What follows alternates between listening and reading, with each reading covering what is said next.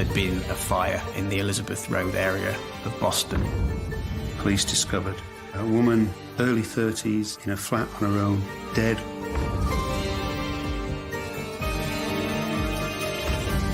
It was clearly a very violent, cold-blooded killing. It was scary. Not something you expect to happen on your doorstep. The people of Boston feared that there was a killer at large. We thought, is this to do with this gang-related thing? They'd just got her. They'd found out where she lived and got her. In the heart of the Lincolnshire countryside is the thriving market town of Boston. Boston's a town that's steeped in history. At one stage, it was the second largest port in the UK to Liverpool. You've got such things as the Guildhall. You've got a nice Boston stamp. It's a big church, which is very beautiful architecture. You can see from anywhere. If you get lost, just to look for a Boston stamp. Because it's rural, you've got plenty of nice open spaces. And then you've got a town with local people in it, local trades. It was a small village and now it's a town. And they're very lovely people, very laid back.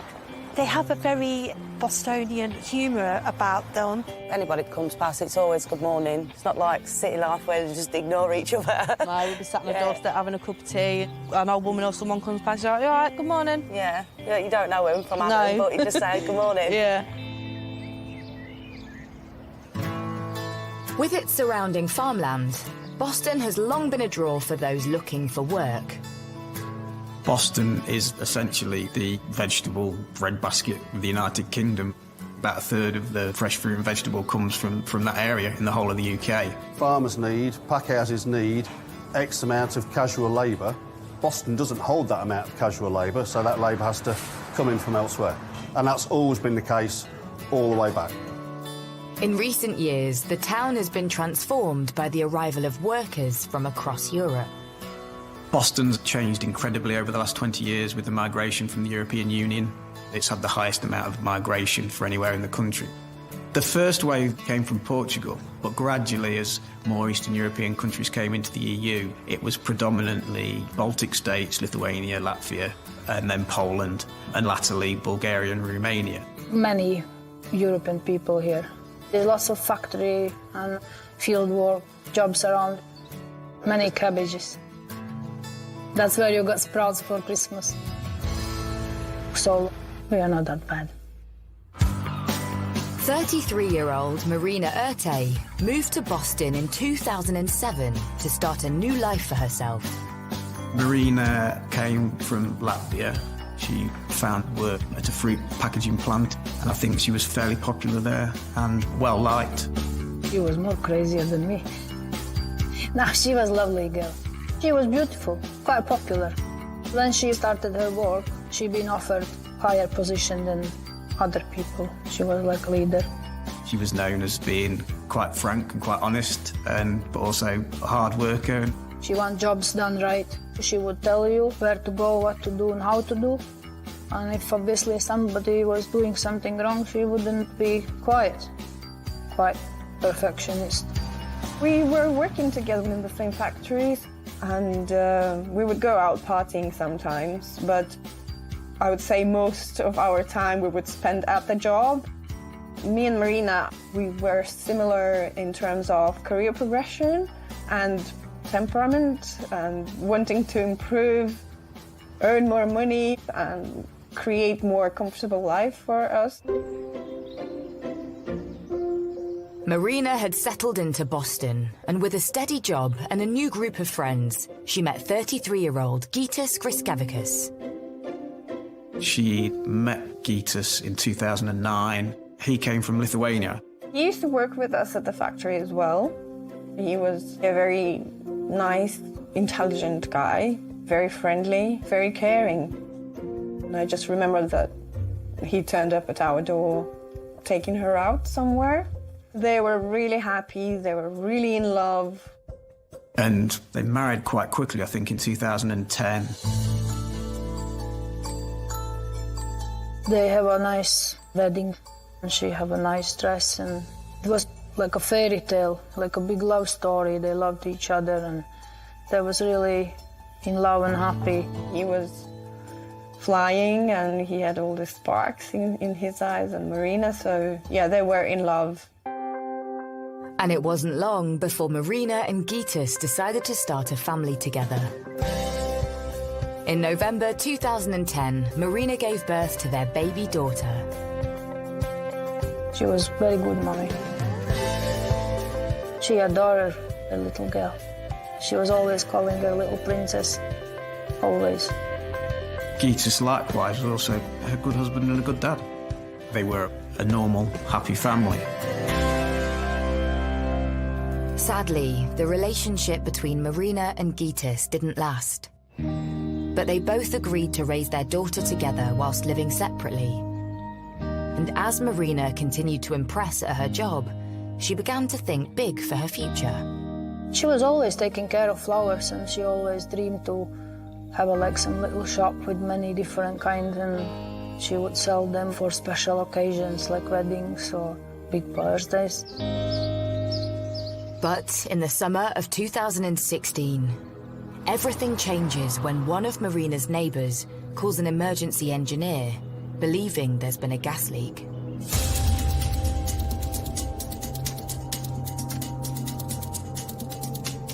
The next door neighbour smelt something under her stairs. But when the engineer arrives, he suspects the smell is coming from Marina's flat and looks through her letterbox. They spot a smouldering fire and call the fire brigade immediately. Fire rescue. Oh, hello. I've been called to the downstairs flat, but we can smell smoke from upstairs, and there's fire damage to the stairs. Right, okay. I remember learning there'd been a fire in the Elizabeth Road area of Boston. I don't think there was any obvious sign of a fire from outside, but certainly the neighbours were aware that it had been a fire. The lady from downstairs thinks there'll be somebody inside upstairs, but we can't get up the stairs because they're too damaged. Okay, we have got fire crews on the way to it, okay. Firefighters force their way into the flat and put out the smouldering fire, whilst checking if anyone is home. At first it appears empty, but as the crew enter the bathroom, they make a shocking discovery.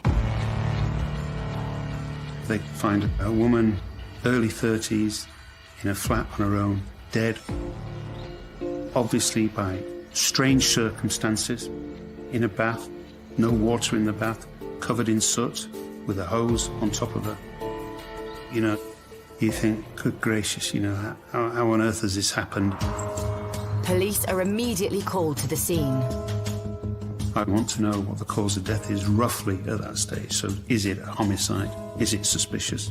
I mean, just because a body's been found in the bath doesn't necessarily mean it's suspicious. It could have been an accidental fire or something like that. Police quickly established that the dead woman is Marina Ertey. It becomes obvious she has been brutally attacked, with horrific injuries to her face and body. A murder investigation is immediately launched and officers secure the scene. It's all about scene preservation. The scene can tell you a phenomenal amount, and the last thing that you need is that scene corrupting. News of Marina's death quickly spreads through the street. We all gets moved out of the flat, and then the next hour or so, turns out she's been murdered in a bathtub. We never, ever thought for a second that there was a murder. We just generally thought there was a fire. Not something you expect to happen on your doorstep. It's just crazy.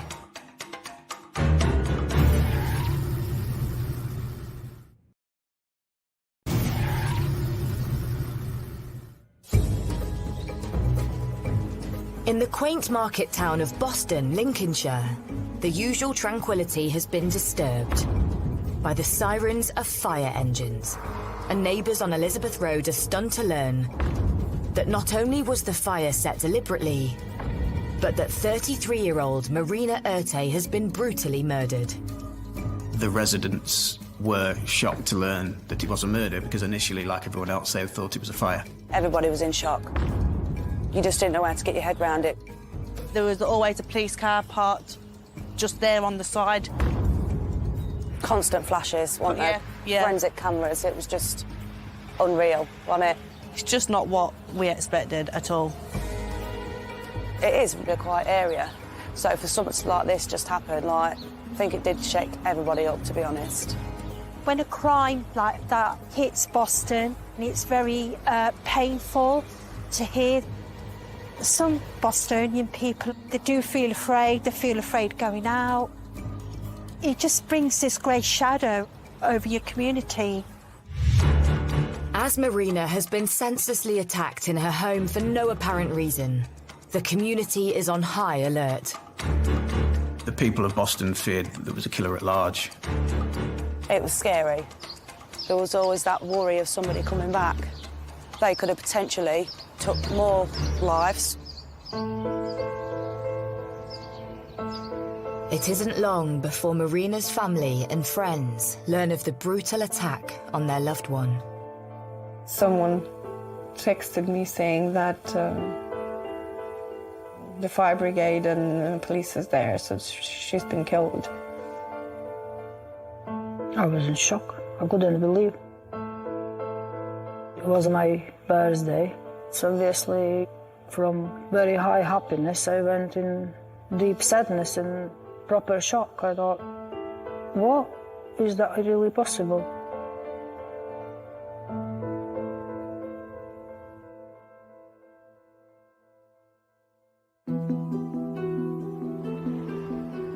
With a murder investigation underway, police need to establish a timeline of Marina's last known movements. There's all sorts of inquiries that need to be made. We would have people immediately looking for CCTV in the area. We'd have people very, very quickly knocking on doors to find out who's been seen in the area, who hasn't. We need to find out when this happened, because that's the starting point, isn't it? When was she last seen, and who was she last seen by? Also, where she worked, who she would normally work with, when should she have been in at work last? Officers speak to Marina's colleagues at the fruit packing factory where she worked and narrow the time frame on her last known movements. Police discovered Marina hadn't turned in for work 5 o'clock that morning. So clearly, whatever had happened before that time. And that's absolutely key part of the investigation. Back at the scene, police and fire experts examine the cause of the fire and quickly establish it had been purposely set after Marina had died. The early forensic evidence showed that a fire had been set in the flat, but it didn't take properly, so the house wasn't badly damaged by fire. The fire didn't really take, I think it was just slow burning. But if they'd done a good job on the fire, it could have just took this whole block. That was scary. With the fire having been set after the attack, detectives speculate whether Marina's killer had tried to destroy evidence at the scene. They won't have known if they left any forensic evidence there. They won't have known if they left any fingerprints there. They won't have known for sure that someone didn't see them either going or coming back. Forensic experts are called in. They need to examine the scene to find any clues that might point to Marina's attacker. When we got there, it was obvious that I wasn't able to do my job. The reason I couldn't do it is because the fire that was started on the stairs had produced a certain excessive amount of soot throughout the flat. And the whole flat was covered in a thin layer of soot, which meant you couldn't see the blood. So at that point, after a brief look around, and we did locate some bloodstains, but it was obvious that the extent of that was much more than what we could see. We decided to go home and have a team of people come in and de-soot the scene, and then us to go back after that process has been done. Forensics must wait until the thick layer of soot is meticulously cleared before they can work. But detectives do manage to question Marina's ex-husband, Gytis. He says he hasn't seen her, but reveals some information which leads investigators to look deeper into Marina's personal life. And they uncover some disturbing connections to some violent people. Following the ending of her relationship with Gitas in 2015, she'd formed a new relationship. And it was quickly discovered that she had been involved in a very recent trial at Lincoln Crown Court.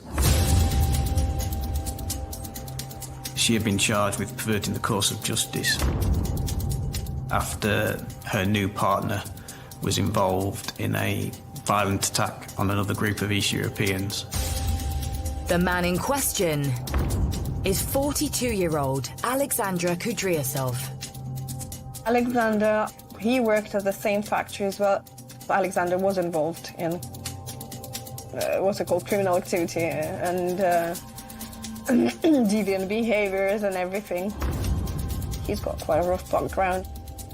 Police found out that a new boyfriend had recently been sent to prison for 18 years for grievous bodily harm, dreadful attacking involving knives.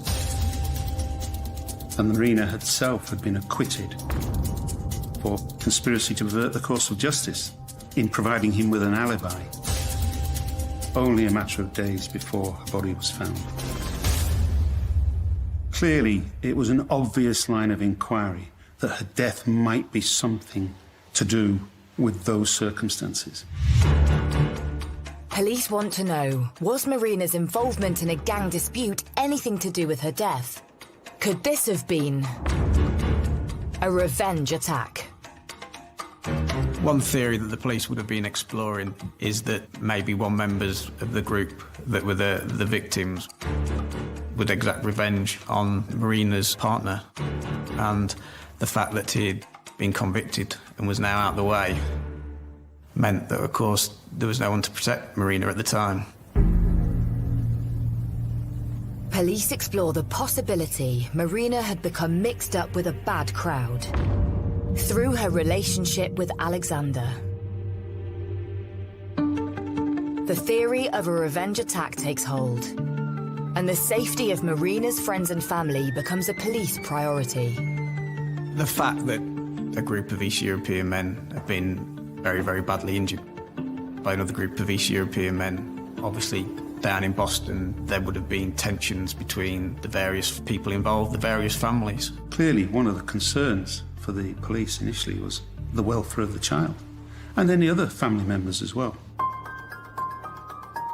As police make sure Marina's loved ones are kept safe, post-mortem results arrive which offer clues to her attacker. Marina had suffered traumatic brain injury, and she had fractured eye sockets and other injuries. We know that it wasn't a knife used. It could have been done with fists, kicking, or a blunt instrument. It was clearly a very violent and cold-blooded killing. And with the scene now cleared of soot from the fire, forensic results arrive, which further paints a horrific picture. What we found was a large pool of blood in the living room with smears around it, and there were small spots of blood radiating from it, indicating that there's been impacts in that area, probably into Marina herself. I suspect that she's gone into the living room for whatever reason, been hit, gone down almost straight away, and then been assaulted on the floor by punching or kicking or with a blunt instrument. Forensic results also show bloodied track marks from the living room to the bathroom. The two track marks is where her heels were in contact with the ground as she's been dragged across the landing and into the bathroom.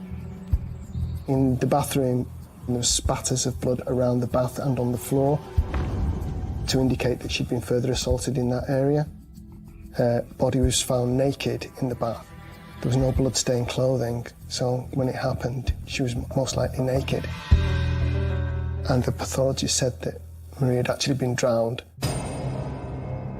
by having the shower head forced into her mouth, and it was that which actually killed her in the end, was the cause of death. But who could have carried out such an horrific attack? Had Marina become sucked into a gangland dispute and paid the ultimate price for it. We heard that she had gone to court to do with this gang-related thing. Yeah. We thought she'd just got her. They'd found out where she lived and got her.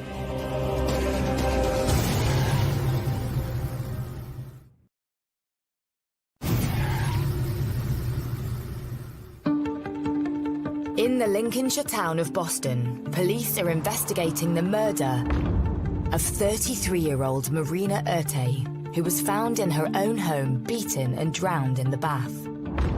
Her boyfriend, Alexandra Kudryasov, is in prison, serving an 18-year sentence for a vicious attack during a gangland dispute. Whilst he is ruled out as a suspect, there are suspicions that Marina has been murdered in a gangland revenge attack. After it happened, we used to see this really spruced up black car coming past. We kept thinking, oh, is this to do with, like, this gang-related thing? That's pretty much everybody's first thoughts, wasn't it? But police are keeping an open mind. It's the age-old adage, ABC of investigating. Accept nothing, believe no one, and check absolutely everything. If it was anything to do with the grievous bodily harm trial and Marina being acquitted of conspiracy and almost a revenge attack by perhaps those people that had been the victims in the first place, one would expect it to be almost tit for tat. Revenge is usually about, I'm going to give you what you gave to me. That's what revenge is. Revenge doesn't normally extend to attacking a defenseless woman in her own home, viciously and violently over a prolonged period of time. That, to me, was not a revenge attack. Police also suspect that the lack of a forced entry points to a different explanation. That immediately means to me, this is personal. That would be my first thought there. This is not a random attack. This isn't a burglary gone wrong or anything like that. This is personal, for some reason or other. Whoever did this to Marina knew her, and Marina knew them and had let them in the house. With this latest theory, police look closely at Marina's inner circle. One of the key elements is always to find out who saw the victim alive last. Police would have been looking to question those who were closely connected to Marina. That would have been her former partner and her former husband, also her sister who lived nearby. As every police officer knows, most murders are committed by people known to the victim, so it would have been their primary avenue of inquiry. As Marina and her ex-husband Gytis had shared custody of their daughter, police question him about the last time he saw her. Under questioning, Gytis did disclose his movements on the night and day before the murder. He disclosed that he'd been celebrating his birthday. He immediately said, yeah, Marina had come to his house, had then gone to a supermarket and bought some whiskey, and then gone back to her flat. This would have been late in the evening into the early hours of the next day. And he said that he left Marina's flat at 2 o'clock in the morning and that when he left she was fine. They'd had a pleasant evening, they'd had a few drinks, but there was nothing else. He was saying, it's not me. With Gytis admitting to being with Marina on the night of the murder, but claiming to have left on good terms at 2 a.m, investigators have little else to link him to the murder. But he'd said that he'd been at the flat the night before. That poses actually an interesting dilemma for a senior investigating officer. Is what do you do with that? It's only suspicion. There is no hard evidence.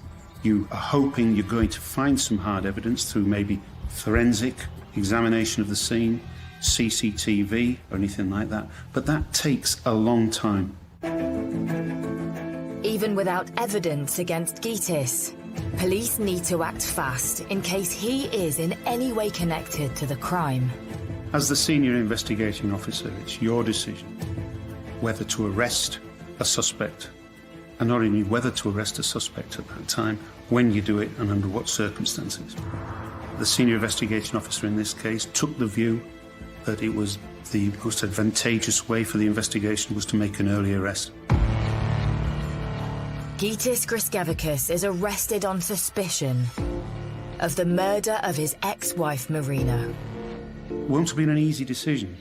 There would have been a train of thought undoubtedly about, well, there's no evidence here that he's involved. There will have been opinions within senior officers, probably more senior than the SIO in this case, that he shouldn't have been arrested. We would know that we'd only be able to keep him in custody a maximum of 24 hours, and if no evidence came forward during that period of time, he'd have to be released. So it's not a straightforward decision. With the time ticking against them, police further question Gytis under caution. He gave the same story as he'd done before he'd been arrested, that he'd been there with Marina voluntarily, he'd left around 2 o'clock in the morning, and she was fine when he left her. But with Gytis now in custody, police can delve deeper into his life to find any evidence that might connect him to Marina's murder. Once we arrest him, the purpose of that is to enable the police to search the house, search his vehicle, search him, examine him for any injuries. On closer examination, officers notice an injury on Gytis's right hand, which he explains was caused by an accident.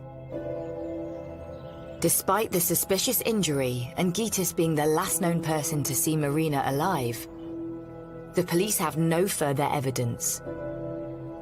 And Gytis has been in custody for almost 24 hours.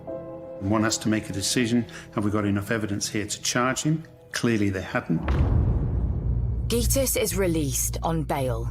The news obviously left question marks for people in the area. Was this the man? Had they caught the killer? Or was the perpetrator still at large? Police now move their focus away from Gytis and cast the net wider. They trawl through hours of CCTV across the local area in hopes to find anything that might lead them to Marina's killer. They would have trawled hundreds of hours of CCTV. CCTV examination is an art form. It isn't just a straightforward process. It can take weeks and weeks and weeks to do it methodically. Some of the bigger police forces these days have dedicated teams whose sole job it is to do that. And after hours of examination, police find footage from the early hours of the 20th of May, the day Marina was thought to have been murdered. And it places Gytis back in the frame. They managed to find him on CCTV. The footage shows Gytis running towards Marina's house at 9:30 p.m. Rather than he had claimed, heading there with Marina after a party at his. Then, 2 hours later at 11:30 p.m, Marina and Gytis are seen together at a nearby supermarket. And then, crucially, he is caught on camera returning to his house much later than 2 a.m, the time he told police. So he hadn't left Marina's home at 2 o'clock in the morning and gone straight home. He was seen around 7:30 in the morning, and I believe he got back to his own premises around about 8 o'clock in the morning. So straight away they know he wasn't where he said he was, when he said he was there. The story he gave from the outset was a pack of lies. The CCTV footage disproves Gytis' story and places him near to the scene on the morning of the murder. But the police still need more evidence to strengthen their case. The police would then start thinking, well, how can we bolster this circumstantial evidence? The police then begin to find other pieces of evidence that link him to the murder. A pair of his shorts were found in his washing machine, which he was seen to be wearing on CCTV. And lo and behold, no blood was found on the shorts or anything like that. But the police would then say, well, where's the hoodie that he was wearing? Where are the T-shirt that he was wearing? Where's his footwear? Where are his socks? None of which was ever found. The fact that he couldn't account for that, again, just adds to the circumstantial evidence. Gitis's phone is seized and searched, which raises further suspicion. They found he had inadvertently wiped all the data off his phone. The police believe Gitis deliberately wiped his phone to hide incriminating messages. But with the only evidence being circumstantial, and forensic results from the scene showing no strong link to Gitis being the killer, will it be enough to charge him for murder? Or will the theory of a gang-related revenge attack for the crimes of her boyfriend hold the truth to the killing?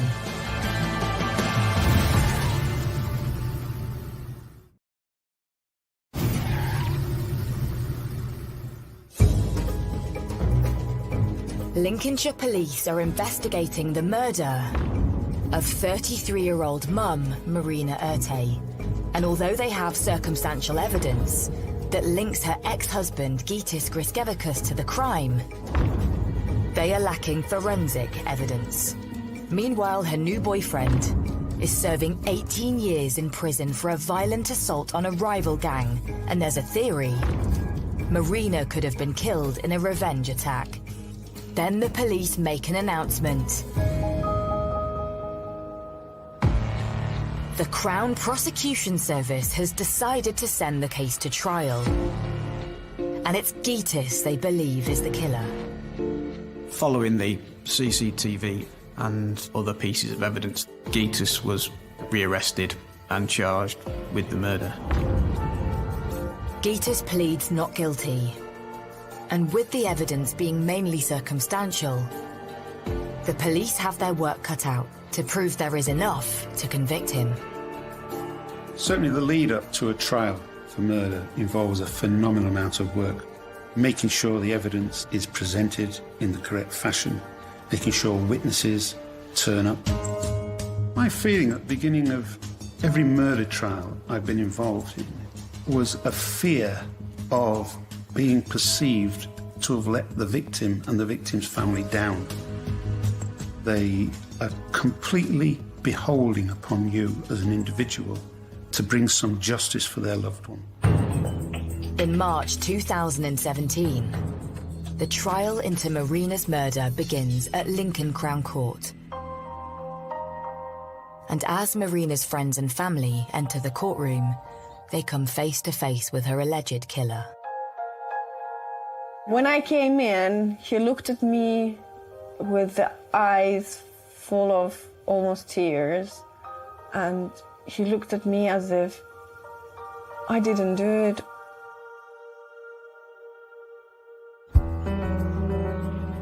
As the trial begins, Marina's close friends reveal to the court details of her relationship with Gitis. I remember she came to me when she was already heavily pregnant, and she was complaining that she's put on so much weight and Gitis is not happy anymore because she's not in the same shape as before.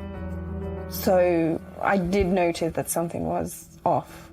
Why would you judge your wife for being a bit overweight when she's carrying your child? And as time went by, the relationship continued to break down. Then Gitis stopped investing into the family, doing anything around the house. And she would work and she would take all overtimes. So sometimes she would go weeks without a day off. And she would mention to him, maybe you should work more, or maybe you should at least wash the dishes. Then he would turn it back on her and humiliate her in terms of the weight or how she looks. Marina then began to consider a life away from her husband. She said to me that she wants a real man who'd take care of her and she would feel loved and cared for. And in 2015, Marina broke off the relationship. And it wasn't long before she met her new partner, Alexander. Marina was very happy. She said that I finally feel like a woman and I finally feel like I've been cared for.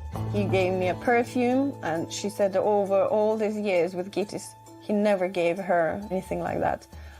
She felt so much appreciated. And friends revealed to the court that Gitis did not take Marina's new relationship well. Piskevicius was still besotted with Marina. They'd split acrimoniously, but he still harboured a desire to get back with her. And he hated the fact that she was now with someone else. He was described as being very jealous about the new boyfriend. I met with him a few times on the street, and he said, how could she leave him? Because he's so good in bed. So he was not even thinking about the quality of life. He was raging about if his size is larger than his, how could she swap me for someone else? But when Marina was arrested for perverting the course of justice, Gitis decides to use their daughter as leverage to get her back. When police come up and arrested her, she didn't have a passport, she lost the job, and she didn't have a place to live. She lost everything, and in that moment, he got the girl. She was praying and hoping that everything was gonna work out so she could then finally reunite with her daughter. When she was fully acquitted of any wrongdoing, Marina asked to be reunited with her daughter. But Gitis refused. I told him that you probably ought to allow Marina see the child, at least under the supervision of social workers in the children's center once a week for a few hours. She's probably missing her mother, and he was absolutely reluctant to do that, and he mentioned that we don't even mention mother's name in the house. Her girl was not allowed to pronounce her name in front of him. He was sending her nasty messages about the girl, like no money, no honey, asking for money. Then he was taking girl out from the country, which she supposed not to do, and then posting in a Facebook saying, oh, hello, we are here. That was very nasty. And things only got worse for Marina. Marina had made all sorts of complaints against Piskevicius. She couldn't prove any of them. I think her vehicle had been damaged, she'd had a pedal bike stolen. She didn't know that it was him for sure, but she thought it really was, and it frightened her. There were a couple of occasions when she went to the police because he was seen filming her on his mobile phone, arriving at her house unannounced, and it spooked her to such an extent she went to the police. I think Marina had confided in certain friends that she was worried that Gitis was stalking her. She rings me one day, she says, he was standing on the corner of the street looking at the house. However, in the last few days of Marina's life, hers and Gitis' relationship seemed to rekindle. They restarted the communication. She rang me and she was so happy to say, oh, you don't know what just happened. I will see the child soon and he's talking to me in a nice way. And she was willing to resolve the conflict for her, for the daughter, and for him, for Gitis even. Just before the day, she rang me and she was very excited. And he said that he loves me and he wants to get back. He's the father of my child. Maybe I should, maybe I shouldn't. And he wants to come over. He wants to celebrate his birthday with me. And I did tell her, do not meet him on your own. Piskevicius was still besotted with Marina. I think he saw an opportunity there to say, right, I'm the father of your child. This is my birthday. Let's celebrate together, give it another go, and rekindle our marriage. Back in the courtroom, it appears with only circumstantial evidence, Gitis could still walk free. But then a new witness takes to the stand and flips the case on its head. This individual contacted the police and said this guy admitted to me what he'd done. He admitted to me that he'd murdered Marina, and then he admitted that he'd set fire to the premises. And I'm prepared to give evidence to that effect. After a grueling 2-week trial at Lincoln Crown Court, the jury returns its verdict. Gitas Griskevicius is found guilty of Marina Urte's murder. He is sentenced to life with a minimum of 23 years in prison. The guy came and gave his evidence, and obviously the jury took it on board, and ultimately, with that and with all the circumstantial evidence, unanimously convicted him of murder. He's got to spend 23 years in jail before he even becomes eligible for parole. That's a long time by anyone's book. But you know, he committed one of the most horrific crimes you could imagine. On the defenceless mother of his own child, my view is that he deserves every one of those 23 years. But why did Gitas decide to kill Marina? On that fateful night on the 20th of May 2016. I think it was about the fact that she was shunning his advances. Even though her new boyfriend was going to be in prison for 18 years, she still wanted to stick by him. He couldn't bear the thought of that. And I think he thought, well, if I can't have you, no one else can. I think Gitas was jealous and had been humiliated by the new relationship, and that was his motive for the murder.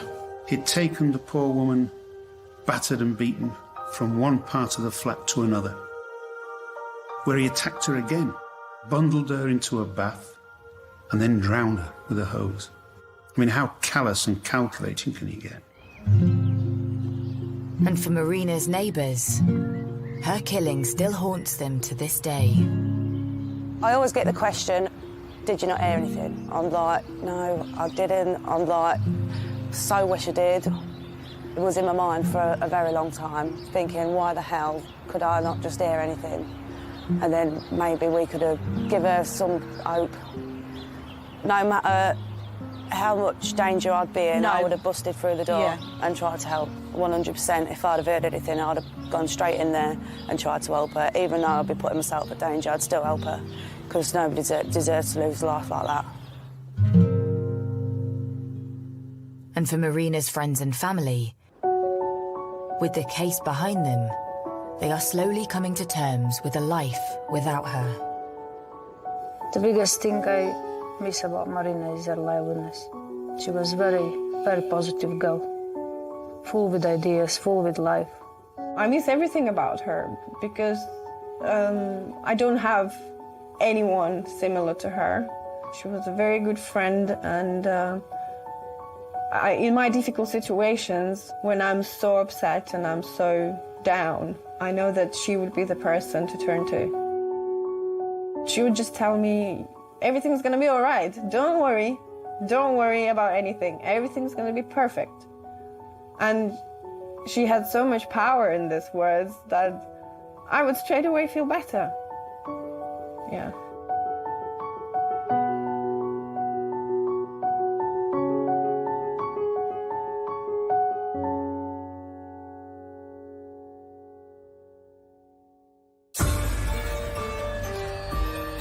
Stranger danger is rare but not impossible.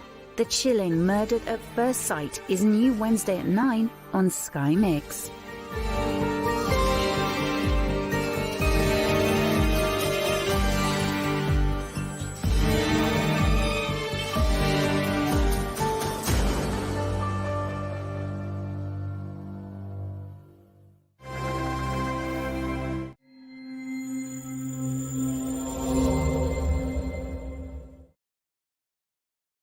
Please be aware that this program also contains themes of domestic violence.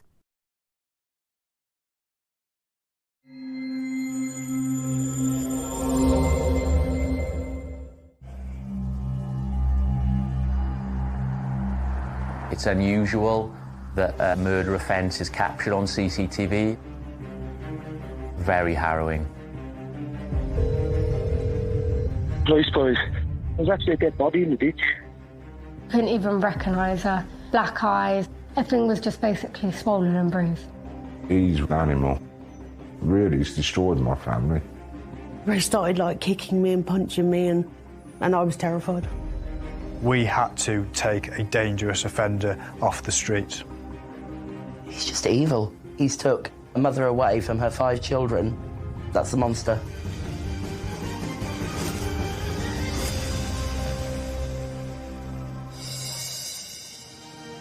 Ten miles south of Birmingham lies the pretty Worcestershire village of Hopwood. Hopwood is what I would describe as a rural area, lots of country lanes. Very peaceful and tranquil. That's the kind of thing you'd expect from this kind of place. You've got the canal down there, you've got a couple of nice pubs. It's just lovely. It's a very sleepy village. There's obviously not much traffic coming around here. Everyone knows everybody in the village. They look out for each other, they can go to each other to ask for help. It's a really tight-knit community. But the peace of this rural idyll is about to be shattered. Emergency, which service? Police boys. Police emergency. Hello, yeah. I'm sorry, I'm just walking my dog up the lane at the moment. There's actually a dead body in the ditch.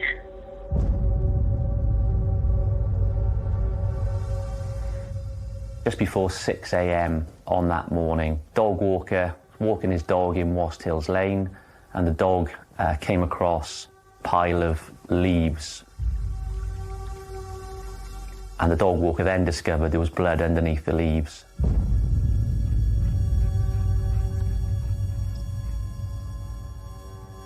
I just saw a pile of blood on the road, and I thought, where's all that come from? And the dog's gone to a ditch, and I thought, oh, somebody's dumped rubbish. And then I could see an hand and a leg. I thought, oh, sorry. It is the body of a woman in her 30s. And obviously that prompted an emergency response from police and the ambulance service.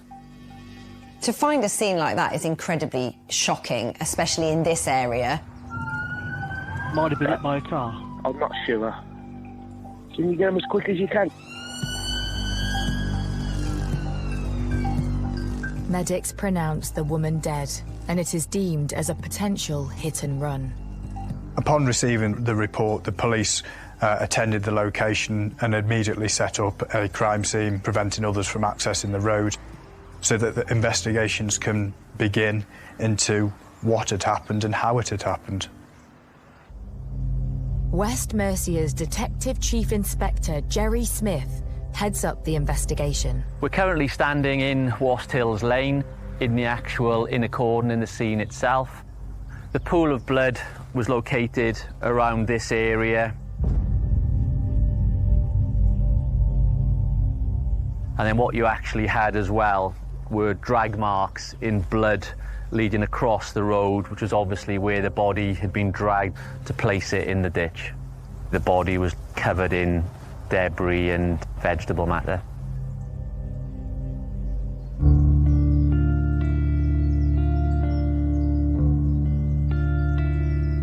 When I initially attended the scene, officers thought that it could have been a non-stop fatal road traffic collision. The grim discovery becomes the talk of the village. This must have been a huge shock for the local residents, finding out that a body had been discovered in their locality. That kind of, concern, because this is a place where things don't happen very often, would have been high, really high level. Everybody did talk about it, and we were all going, oh my God, was she walking? Because we used to walk down that a lot. We used to go a nice long walk down to the canal. I was keenly aware that going forward it was highly likely to raise significant concerns within that area, particularly at that time because we didn't have an identification of the body and we didn't know what type of incident we were actually dealing with. But investigators have their work cut out, trying to establish what actually happened and the identity of the motorist who potentially hit her, then drove off. The rural nature of the scene obviously means that we're going to get less likelihood of CCTV evidence and witness evidence because, as you can see, there's nobody around, just causing complexities to the investigation.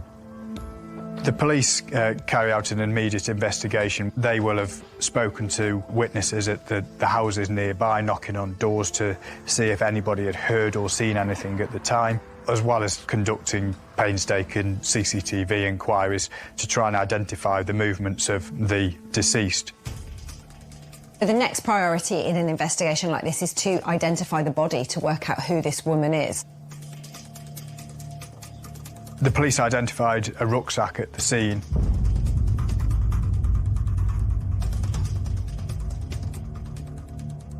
Inside that rucksack was a mobile phone. Fingerprints and DNA swabs were taken from the phone, and then it was opened up, and identification details from the handset, from the SIM were taken. And then by making inquiries with the telecommunications provider, we managed to identify through our intelligence systems that it was Kerry. Kerry Owen was a 35-year-old mother of 5 children. She was initially from the Peterborough area. The first Kerry's family hear about her death is via her boyfriend, Alan Edney. It was 27th of May, and I sat at home, and my son received a phone call saying Kerry died in a hit and run in Birmingham. I was in my granddad's living room and he got the call and then he told me. He said that your mum has passed away.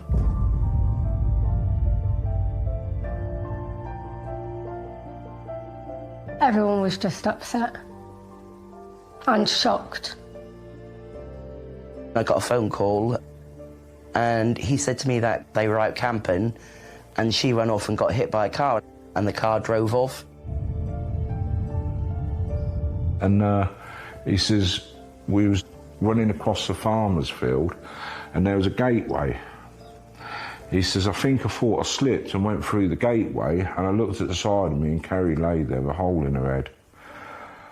And I see a black Peugeot 206 in the distance. Obviously, I broke down. I was literally in tears. One of my sister's mates who I lived with, he broke down. He just hugged me and he goes, we're going to get justice for her one way. Obviously, I was upset. You know, she's my friend. I've always looked out for her and I felt let down that I couldn't protect her because I've always been there to protect her. She was a kind-hearted person. You know, she'd do anything for anybody. She would always look after Kyrie, who's my oldest son, buy him new clothes, feed him, change him. They would always be together. Everyone really loved her, you know, like she was just like adorable and that. While Kerry's family try to come to terms with the devastating news, investigators are examining the scene to try to establish what actually happened. In the addresses nearby, some of those addresses had CCTV, and a vehicle had been seen leaving Wast Hills Lane at about 4 a.m. And relatively quickly, by attending a local address, we were able to work out that that was highly likely to be somebody that lived at one of those addresses and that was going to work. We were subsequently able to find that car and just reassure ourselves there was no damage or blood or anything on that car consistent with a road traffic collision. DCI Smith also has other concerns when he re-examines the scene. I found it immediately unusual that anyone would have stopped in those circumstances and particularly made the effort to cover up blood and deposit the body in a ditch and then cover the body as well. The lack of any tyre marks, the lack of any vehicle debris, to me indicated that it was not a road traffic collision. And officers speaking to local residents also suspect all is not as it seems. During some of the initial witness trawling, people had heard voices in the road.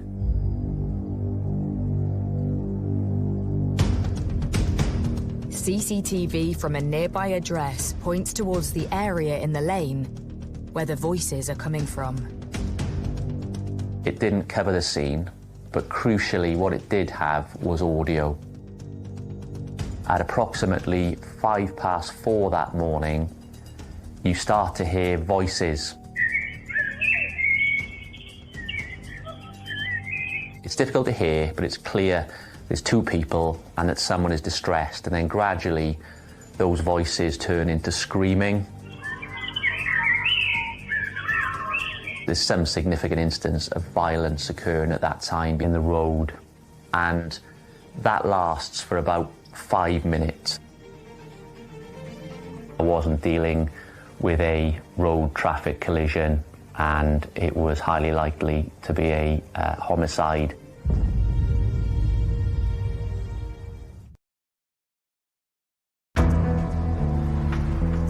In Hopwood, Worcestershire, 35-year-old mother of 5, Kerry Owen, has been found dead by the roadside in mysterious circumstances. After viewing nearby CCTV just hours before her body is discovered, police now suspect Kerry was murdered as she walked along Wast Hill Lane. You hear parents screaming, and then later on, we hear more screaming. This is particularly significant because of the gap between the screaming that you hear may indicate 2 separate attacks.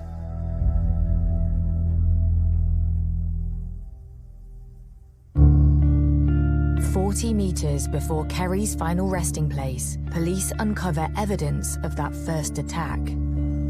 This is the scene of what I think could have been the initial attack site, with blood was found on the ground, and in fact a dislodged tooth was found in this area as well by the fingertip search. There was also some orange debris in the road. Officers thought it was a cigarette lighter, so straight away it became obvious there were 2 separate attack sites, 2 assaults. And that is then potentially corroborated by what you hear on the CCTV. There is a gap between the screaming, which may be consistent with an assault in one location, either Kerry moving herself or being dragged to the second location where she was finally killed.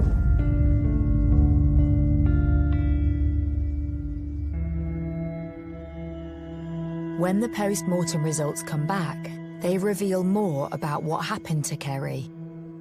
The pathologist found that Kerry had essentially been subjected to a savage beating. She had over 80 injuries on her body.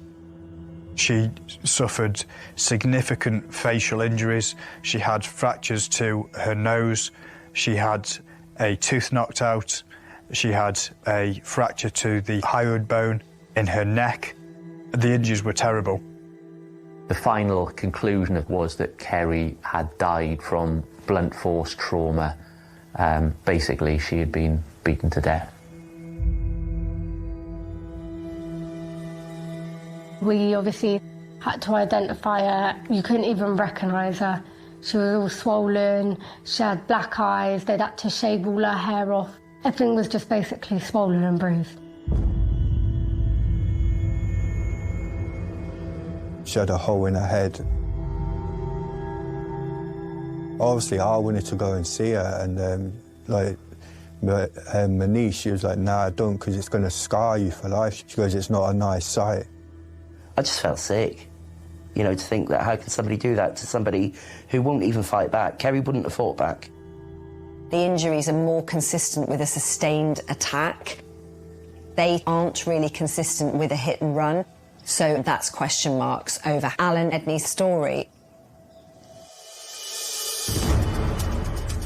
Her boyfriend's claims that she'd been hit by a black Peugeot 206 during their camping trip also don't add up.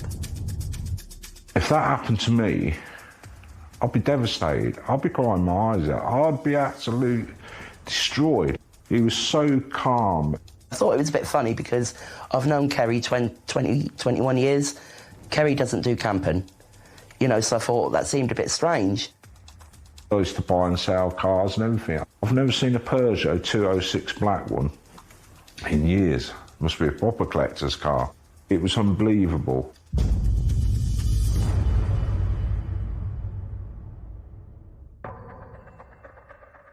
The last photos taken by Kerry's phone confirms the couple had indeed been camping in nearby woods.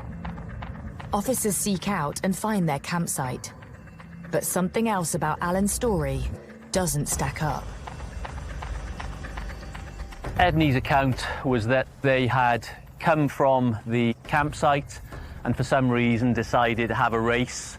He'd got caught in the gate, and as that happened, he'd heard the sound of a collision and Kerry being hit by a vehicle, which didn't stop. And it just doesn't make sense that they would have climbed over this gate and she'd have been hit by a car. We're now hundreds of yards from the location where Kerry's body was found. The road traffic collision just didn't stand any scrutiny. Alan Edney basically told some of Kerry's family members he had in fact called the police and an ambulance, and he had then attended a local hospital with Kerry where she was pronounced deceased. He describes to his grandmother actually that he's had a statement taken by a police officer who had then dropped him back. We found no evidence of any of that at all. With Edney now firmly in their sights as a suspect, detectives dig deeper into his history with Kerry. Kerry Owen first met Edney in March 2020 via a dating site. I remember her saying to me she'd met a man on the internet from Birmingham. And within a week, she moved to Birmingham with him. First time we went down, we met him in the town centre, and he seemed lovely. I told her to really come back to Peterborough so she could be with her family, but she said no, she met the man of her dreams, basically. All Kerry wanted in life was to be loved, and, you know, if somebody told her they loved her, straight away Kerry would be all for that, if you know what I mean. So she was sort of a bit vulnerable when it comes around relationships. But barely a month into the budding romance, cracks begin to show. She phoned me and told me that he was beating her up. And that's when I asked her, you know, to come back to Peterborough to her dad's house or come to my house. But, you know, she obviously stayed there. She stayed in contact for a couple of months, then all of a sudden the phone calls stopped, Facebook stopped. I kept texting her, are you okay, are you okay? Nothing come back. We're worrying about her. Then the next thing, Kerry's texted me, she says he's in prison.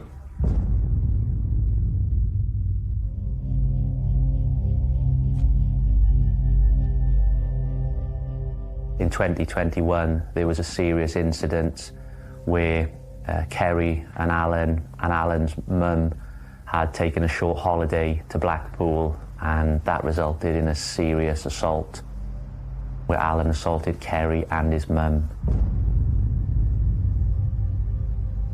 I think she rang me, she FaceTimed me and told me that he'd just been arrested, and she showed me her face and she had some, I think, some grazes or black eye. She had been in the hospital. She told me she'd been in the hospital. She had marks on her belly because he had stamped on her belly. So I went there. That's when she told me as well she was pregnant with his baby. For a man to assault his own mother and also assault his partner, especially when she's pregnant, kind of really paints the picture of the kind of man that Edney was, with this violent streak that ran through him. I was obviously really shocked, and I was confused as well because he was obviously acting so nice when we went to Birmingham. But I was confused. She was still sticking up for him. When you're in them kind of relationships, it's kind of hard to get out. Edney is jailed for 6 months for the assault on Kerry and his mother. She stayed in contact while he was in prison. It was like we'd got our niece back and the kids had got their mum back. Then all of a sudden the contact stopped again. Unfortunately, Kerry did maintain contact with Alan when he was in prison. When Alan was released from prison, he rekindled his relationship with Kerry, and they in fact lived together. He assaulted her again, and he was in fact on bail not to contact her.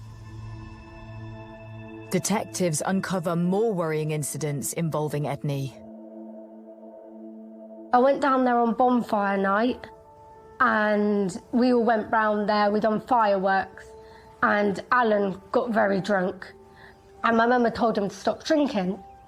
He obviously kicked off about it, and then Alan started screaming at my mum, calling her all different names. He was verbally violent to her. So we were like, okay, we're going home. It is the last time Yasmin sees her mum alive. I feel bad for leaving her, but I had to put my kid first in that situation. I can't expect my kid to be around that. Having delved into Edney's history, police investigating Kerry's death make a decision. The police, having conducted their initial investigations, it became clear that Edney was the person who they wanted to arrest for this offence.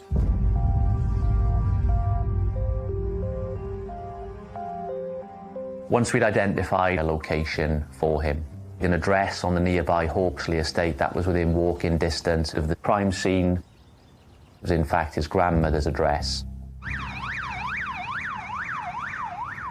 When officers attended Alan's nan's address, Alan was present and he was arrested on suspicion of murder.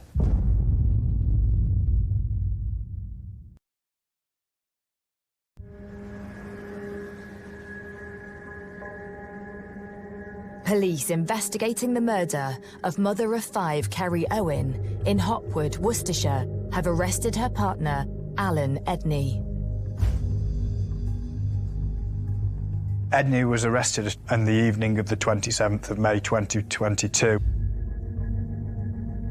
His family were entirely surprised at his arrest, given that they believed that Kerry Owen had died in a road traffic collision. He didn't make any admissions. He, in fact, made no comment to all questions put to him during the interview process. But he did make comments outside of the process, indicating that he had an alibi and that he wasn't responsible for the offence. Word spreads throughout the village and to Kerry's family back in Peterborough. The police came round, my granddad's, and basically said Alan Edney has been arrested on suspicion of murder. It all made sense then, like it all adds up why he was lying, why people had been told different stories and stuff like that, and we all had to do our statements.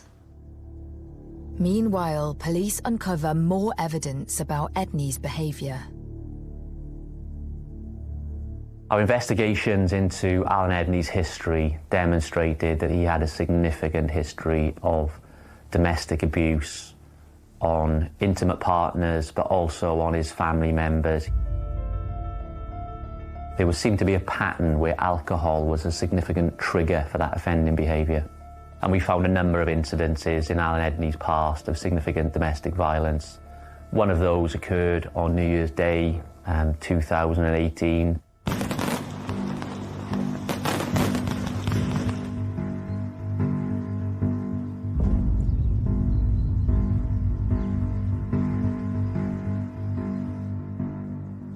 I was celebrating with friends.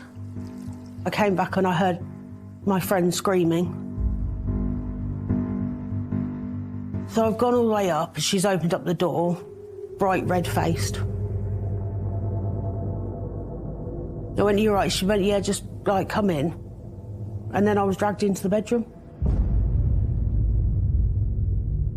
They started like kicking me and punching me and I was on the floor.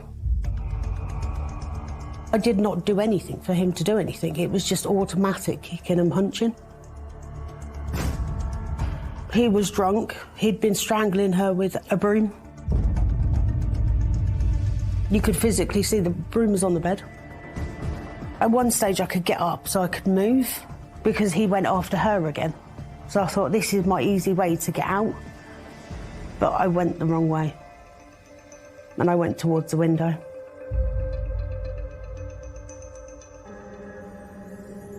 The woman claims Edney then pushed her halfway out of the window as her friend looked on in horror.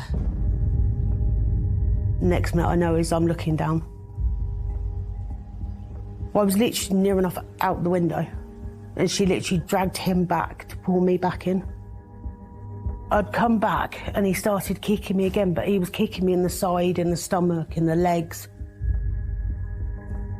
My blood was all over the floor. My friend helped me try and get away. She shouted out, "She's pregnant." He went, "I don't care, another one can be dead then." Edney's victim flees for her life. In March 2018, Edney pleaded guilty to assault and was jailed for 3.5 years. To carry out an attack of that ferocity suggests a man with a serious violent tendency and where really there are no holds barred. Mentally destroyed me. Physically destroyed me. I had to run from where I lived. Literally, I couldn't stay there. He was evil. Following the attack, his victim posted warnings about Edney online, prompting his now girlfriend Kerry Owen to reach out. Kerry then contacted me and my friend. We persuaded her. He'd beat her up. But because she was pregnant with his son, she was like, "Oh, I still love him." Next thing I know is that she's dead. And that absolutely killed me. Because nobody listened. This could have been prevented. I swear it could have been prevented.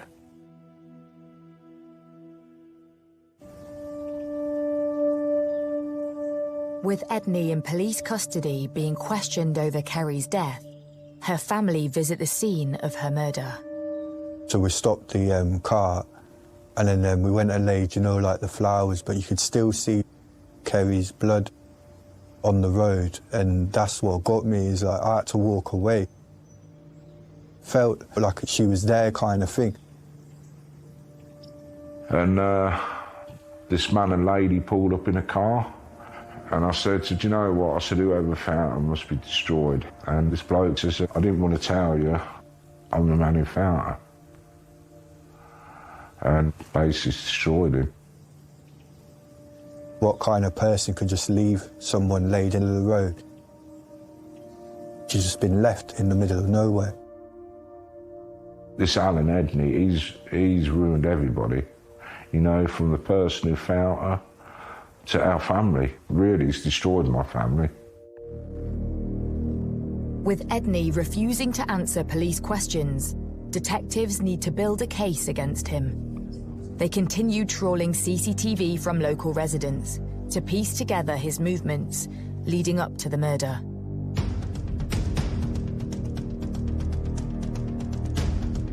The CCTV inquiries were able to map the movements of Edney and Kerry Owen.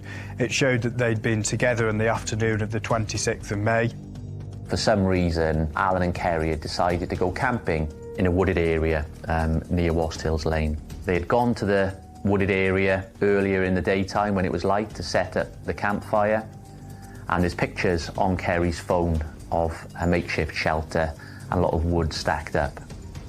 They had then gone back to Alan's nan's address, had a meal, spent some time there, before then making their way back up Wast Hills Lane to the campsite. And there's in fact some CCTV footage of them making that journey around 10 p.m. They spent 3.5 to 4 hours at the campsite, and there's a number of photographs on Kerry's phone of Alan at the campsite with a very large fire. He's likely to have consumed a lot of alcohol on that night. And there was evidence of alcohol being consumed at that location.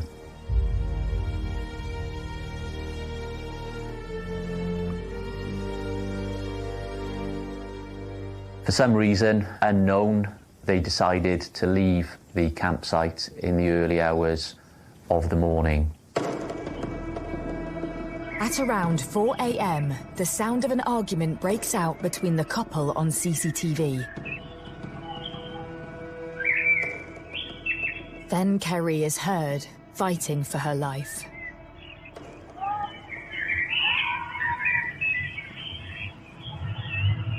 It's a sustained attack for several minutes, and then it's silence.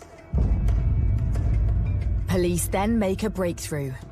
Their suspect is spotted on CCTV in broad daylight, alone. Around 50 minutes later, the CCTV captured Edney leaving the locality of the scene. Wearing a distinctive T-shirt that he's shown wearing on Kerry's mobile phone. He's wiping his hands and he looks a bit agitated, he looks quite erratic, and he kind of walks down the lane, then turns off.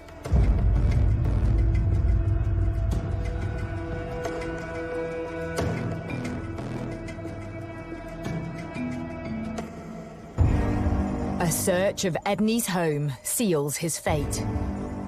When officers searched the address, there was a particularly significant find. The clothing that he'd been wearing on the night, the distinctive T-shirt with the motive on the front, tracksuit bottoms and trainers, which we could see on the CCTV video and also on Kerry's mobile phone photograph.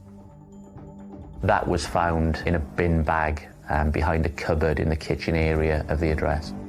The bag of clothes appear to have blood on them.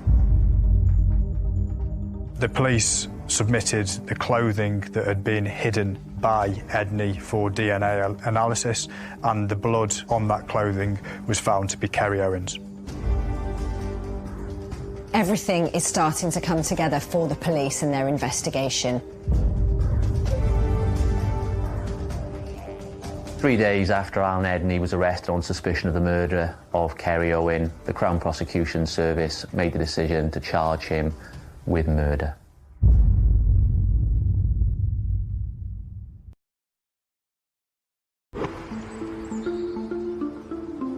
In Hopwood, Worcestershire, Alan Edney has been charged with the murder of his girlfriend, mother of 5, Kerry Owen. But the hard graft doesn't stop for the investigators. Even though Alan Edney had been charged with murder, I'd say that the period leading up to a trial does involve an element of nervousness on behalf of the investigation team. There's a lot more detailed work that has to be completed to get the case ready for trial.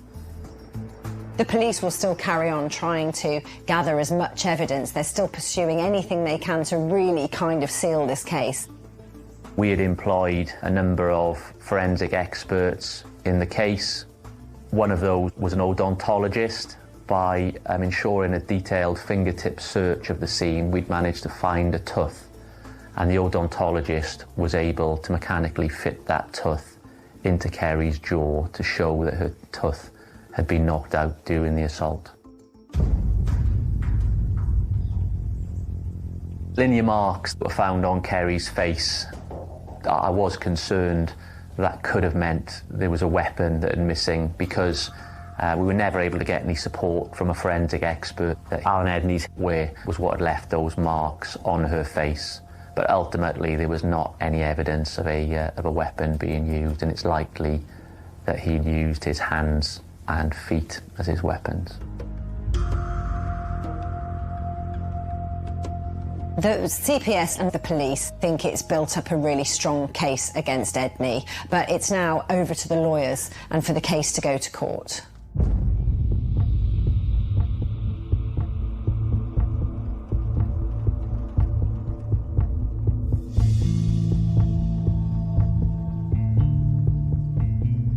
I was in a really bad way. My head was like all over. It was like I couldn't sleep, because it was like is he going to get found like guilty? Is he going to like, or is he going to walk? I didn't know what was going to happen in that.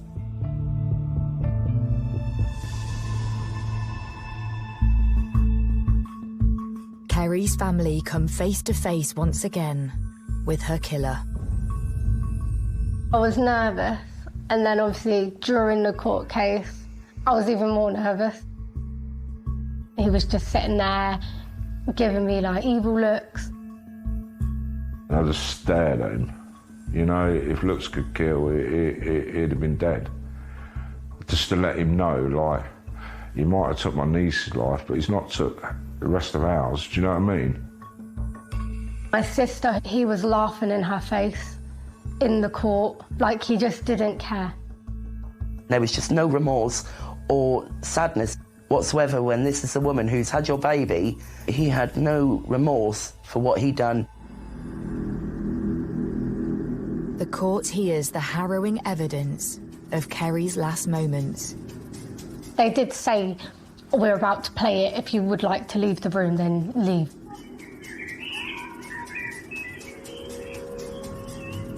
The last time I ever heard my niece screaming for her life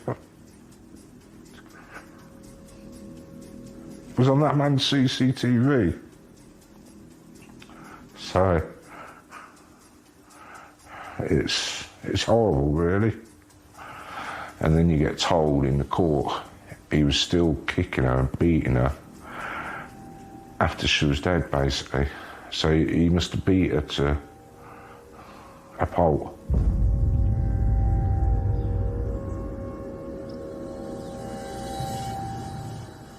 His defence at court was effectively that he admitted responsibility for Kerry's death, but that was on the grounds of provocation and diminished responsibility.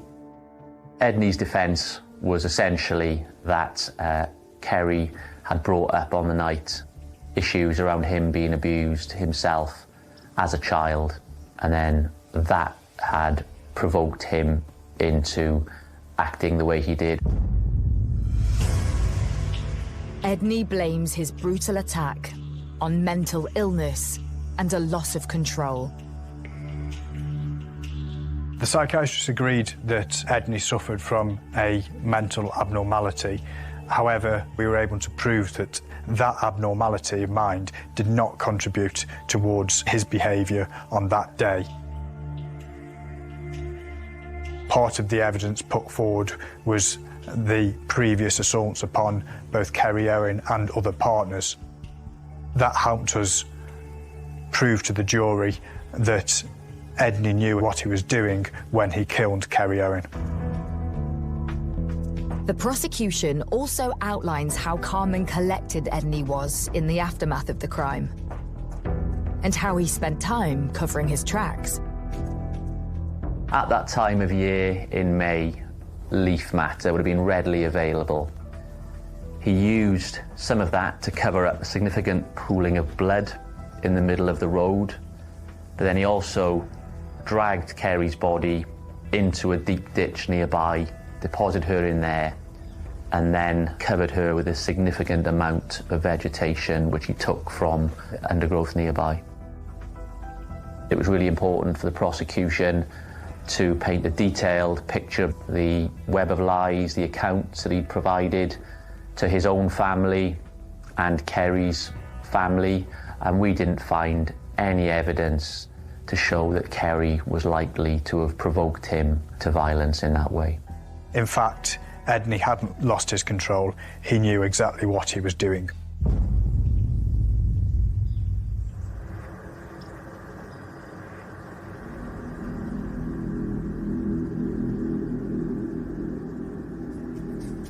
It was in the hands of the jury from that point. I think there's always an element of nervousness. You do not know how the jury viewed the case, so naturally there was an apprehension. The jury unanimously found Edney guilty of murder.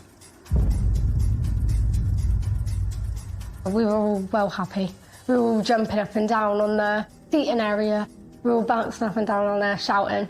We were all happy.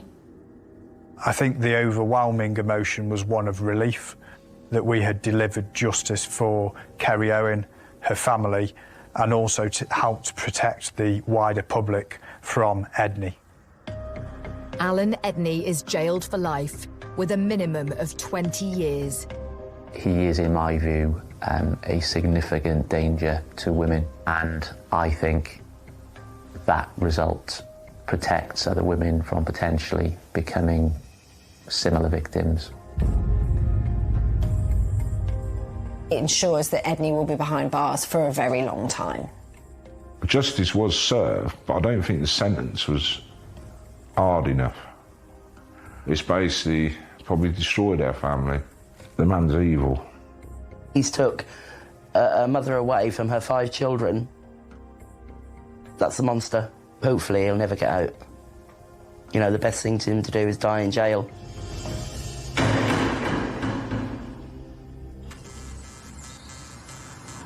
The murder is forever etched in the memory of the village of Hopwood. It will have a lasting impact on this community. It's such a horrendous crime on their doorstep in such a, what is otherwise a lovely place to live. And that will be with them for a long time. For the people who live there, you know, this is kind of a blot on their history and something that I don't think any of them will forget. But it's Kerry's family in Peterborough who were left to pick up the pieces. When someone's took away from you instantly, so young, it's so hard, I think, to carry on. There was some harsh moments, you know, where I tried taking my life. It's like I just wanted to like be with her because I basically like lost her, and not just like a sister, it's like a best, you know, like a best friend, and like I just like miss her and that. So it's sad, really. It's sad for them all. She's, you know, missed by everyone. She never got to meet my youngest kids. My kids can't now grow up the way they were growing up. Now it all has to change because she can't be there. Even the grandchildren, they always look in stars and say, Nanny. It's just heartbreaking, really.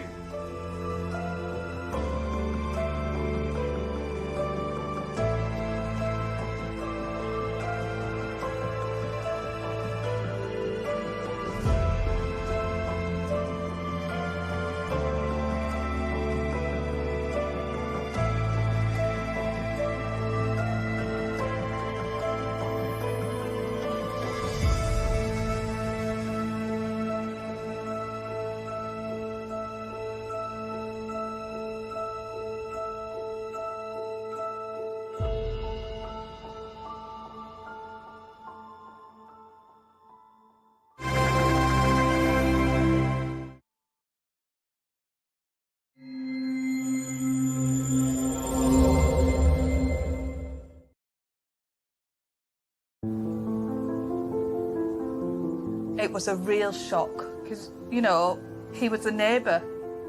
It was a real inner feeling, we've got to solve this for this young kid here. Obviously an evil man. I would find it hard to forgive him. In our minds, there was more to tell. This couldn't be the first time that he'd done this. On Sunday, November the 26th, 2000, the worried mother called the police, telling them that her daughter hadn't come home after Christmas shopping. When initial inquiries proved fruitless, West Yorkshire Police launched Operation Conifer, one of the largest missing persons investigations in their history. Despite all their efforts, it was 9 excruciating months before they found out what had happened to her.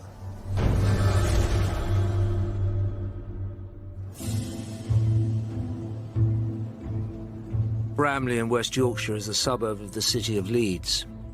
Once a picturesque village with a rich industrial past, it was redeveloped into the Bramley of today, but it has retained its strong sense of community. People do gather, look after one another, so to speak, like to see one another and have a chat. Everybody knows everybody. They are pretty friendly. You know, Personally, I don't know any nasty person that lives in Bramley as a community. At 7 p.m. on Sunday, the 26th of November 2000, West Yorkshire Police received a phone call from a Sharon Hawkshead, reporting her 16-year-old daughter, Leanne Tiernan, missing. Her mother gave us a description, and that was of a 16-year-old girl, slightly built. She was under 7 stones, with long brown hair, light brown hair. Police immediately got to work interviewing family and friends to piece together her movements that day. She waved goodbye to her family and set off on the short bus ride into Leeds with her best friend, Sarah, to buy some Christmas presents. Leanne bought Sarah some jewellery for Christmas, and she put those in her pocket, and they caught the bus back then from the city centre back to their home at Bramley. Leanne got off the bus with Sarah at Sarah's stop, which was 2 or 3 stops before where Leanne would have ordinarily got off. But Leanne, being the kind of girl she was, she wanted to make sure Sarah got home safely. And by waving Sarah off where she did, near to Sarah's home, that meant that as she entered the darkness of Huffley Gill. By this time, it was 5 p.m. Huffley Gill was a secluded, tree-covered ravine with a path at the bottom. There was no place for a young girl on her own, even one in a hurry to get home. It would have taken Leanne probably about 20 minutes to walk from that point to get home, just over half a mile, between half a mile and 3/4 of a mile. At 5:30, Sarah rang Leanne's home, but Leanne wasn't there. Mum Sharon was concerned, but when she found out what route her daughter had taken, concern soon turned to alarm. She realised that she'd walked through Huffley Gill, which is pitch black at that time of day, even though it was only 5 o'clock. Leanne's mum started ringing Leanne's phone frantically. It rang for about 20 times and just rang off. She rang it again. It rang for 4 times and then was seemingly cut off. Panic started to set in from that point on. And after a quick search round the Gill by family and Sarah and friends, the alarm was raised and Leanne was reported missing. It was now 7 p.m. and Leanne had only been missing a few hours, but police knew time was of the essence. The case was assigned to Chris Gregg, who was a detective superintendent at that time. From the outset, when Leanne was reported missing, you hope that there's just going to be an innocent explanation, that she'll return, she's gone off to her friends, or there's a secret boyfriend that Mum and Dad don't know about. Police started searching immediately, and it soon became clear just how massive the task facing them was. That area is quite a dense urban area, a lot of areas to search. There's an area with lots of housing, commercial premises, there's a river, there's a canal, there are drainage shafts, there are a whole range of search areas that had to be considered. The next morning, with Leanne now missing for 12 hours, Operation Conifer was launched. The hunt for Leanne was on. And it was important that we literally, to use the cliche, left no stone unturned. And the search teams went through here, searching the whole area for anything as small as the small items of jewellery that we knew Leanne had bought that day for a friend, looking for the mobile phone, an umbrella, any telltale sign which could help us explain what had happened to Leanne. It wasn't long before everyone in the community heard the news. It did make people more cautious. There was lots of different rumours going round, you know, but nobody really knew anything. It was clear that an early forensic response would be needed, so DSI Gregg called in the Forensic Science Service, or FSS. Well, we became involved in the Leanne Tiernan case almost from the outset, once she had gone missing. For reference purposes, if she was found or if an offender came to light, we needed to know her DNA profile and we needed to get her fingerprints. So we actually took her toothbrush and got a DNA profile from that, matched that in with profiles from her parents, and we were also able to obtain her fingerprints from her diary. After 5 days, the search was still coming up empty-handed, despite the police's best efforts. The scale of the search to find Leanne was huge. It was one of the biggest search operations the force had ever undertaken. It involved 200 officers, specialist search advisors. It involved the dog section, the mounted section, the underwater search teams. Peter Grant and his forensic team did what they could under trying circumstances. The difficulty we faced was that there was no clear scene for us to focus on. You know, there was the last sighting on the bus, and she was also intending to walk all the way home, and the scene could have been anywhere between those 2 points, which was quite a large area. Because a lot of areas were being searched, a lot of items started coming in, but they weren't ones that ended up being relevant to the case. Getting nowhere, on the 3rd of December, 1 week after Leanne Tiernan had last been seen, the police turned to the media for help. We staged the reconstruction, and they followed the same route, right to the point where Leanne had been last seen. Now, what struck me when we were doing the reconstruction, which was how black Huffley Gill was, I was just staggered at the vulnerable position she was putting herself in when she entered that gill. Once aired, the response was immediate.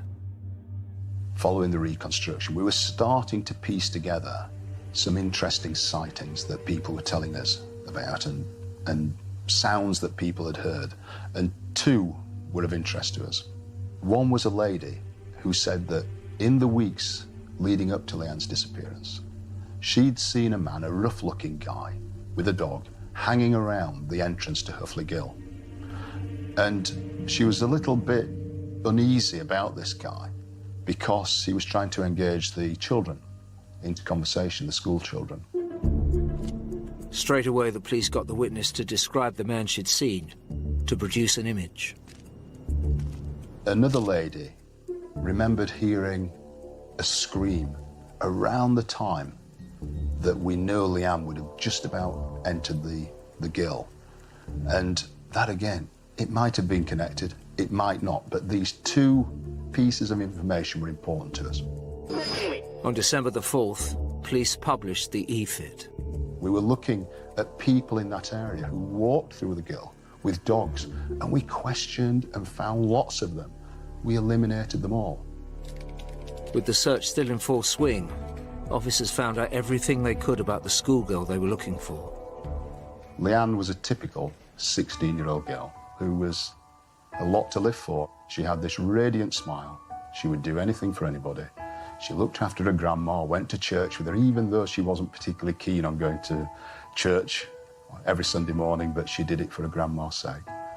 She'd been in the Brownies, went into the Girl Guides, and she had a group of friends, very popular girl.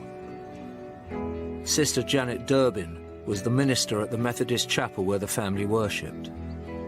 Leanne did stand out because she was always bright and shiny, always helpful, and she used to like to carry the flag for the Brownies and the Guides. And as she grew older, we started a Saturday night fellowship for the teenagers, and she used to be one that asked a lot of questions. We talked about all kinds of things that were going on in the world, and she was always up with a hand up and helping.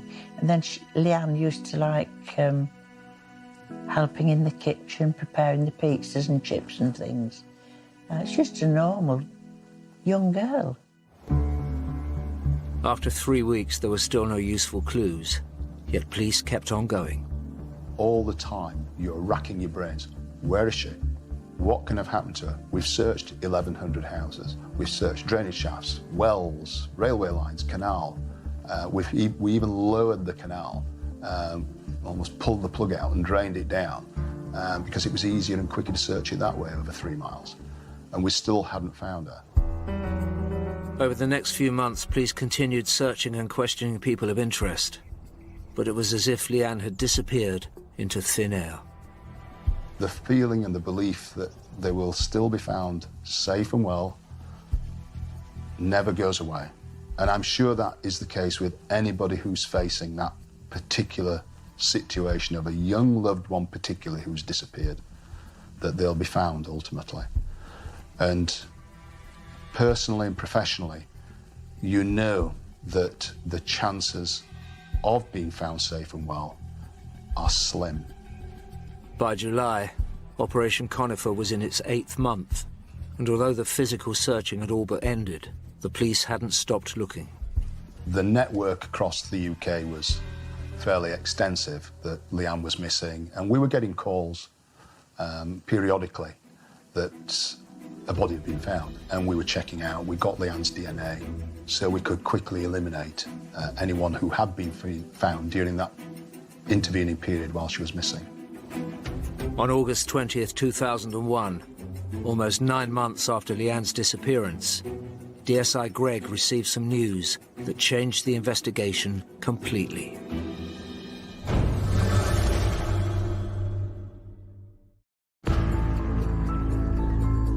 Almost 9 months had gone by without a single clue as to where missing 16-year-old schoolgirl Leanne Tiernan from Bramley in Yorkshire had gone. The longer Leanne remained missing, the more the police suspected the worst. Then police got a call that was to change everything. A dog walker was in the woods and saw what he thought was a bundle of rubbish that somebody had dumped. And he went over to the bundle and realised that it wasn't rubbish. There was something which he thought was a dead animal in the bags. And he gingerly opened the duvet cupboard and saw that there was some plastic sacks tied with twine at the top. And he broke into one of the bags and realised this wasn't a dead animal, it was a dead person. Over the months, police had found dozens of bodies around the country that hadn't been Leanne. But this one immediately felt different. It wasn't far from where Leanne had been last seen, only 16 miles. The body had been left in a shallow grave, and this just had all the hallmarks of somebody trying to dispose of a body quickly. Immediately, the scene was meticulously searched. So when our forensic team started uncovering this, it was found that the girl's body had been encased in 10 plastic bags and had been encased top and tail. So the first bag had been used to put the girl's body in, tied at the top with twine, and then a bag put the opposite direction, tied with twine. And the final bag had been secured around the girl's neck with an 18-inch leather dog collar with a buckle.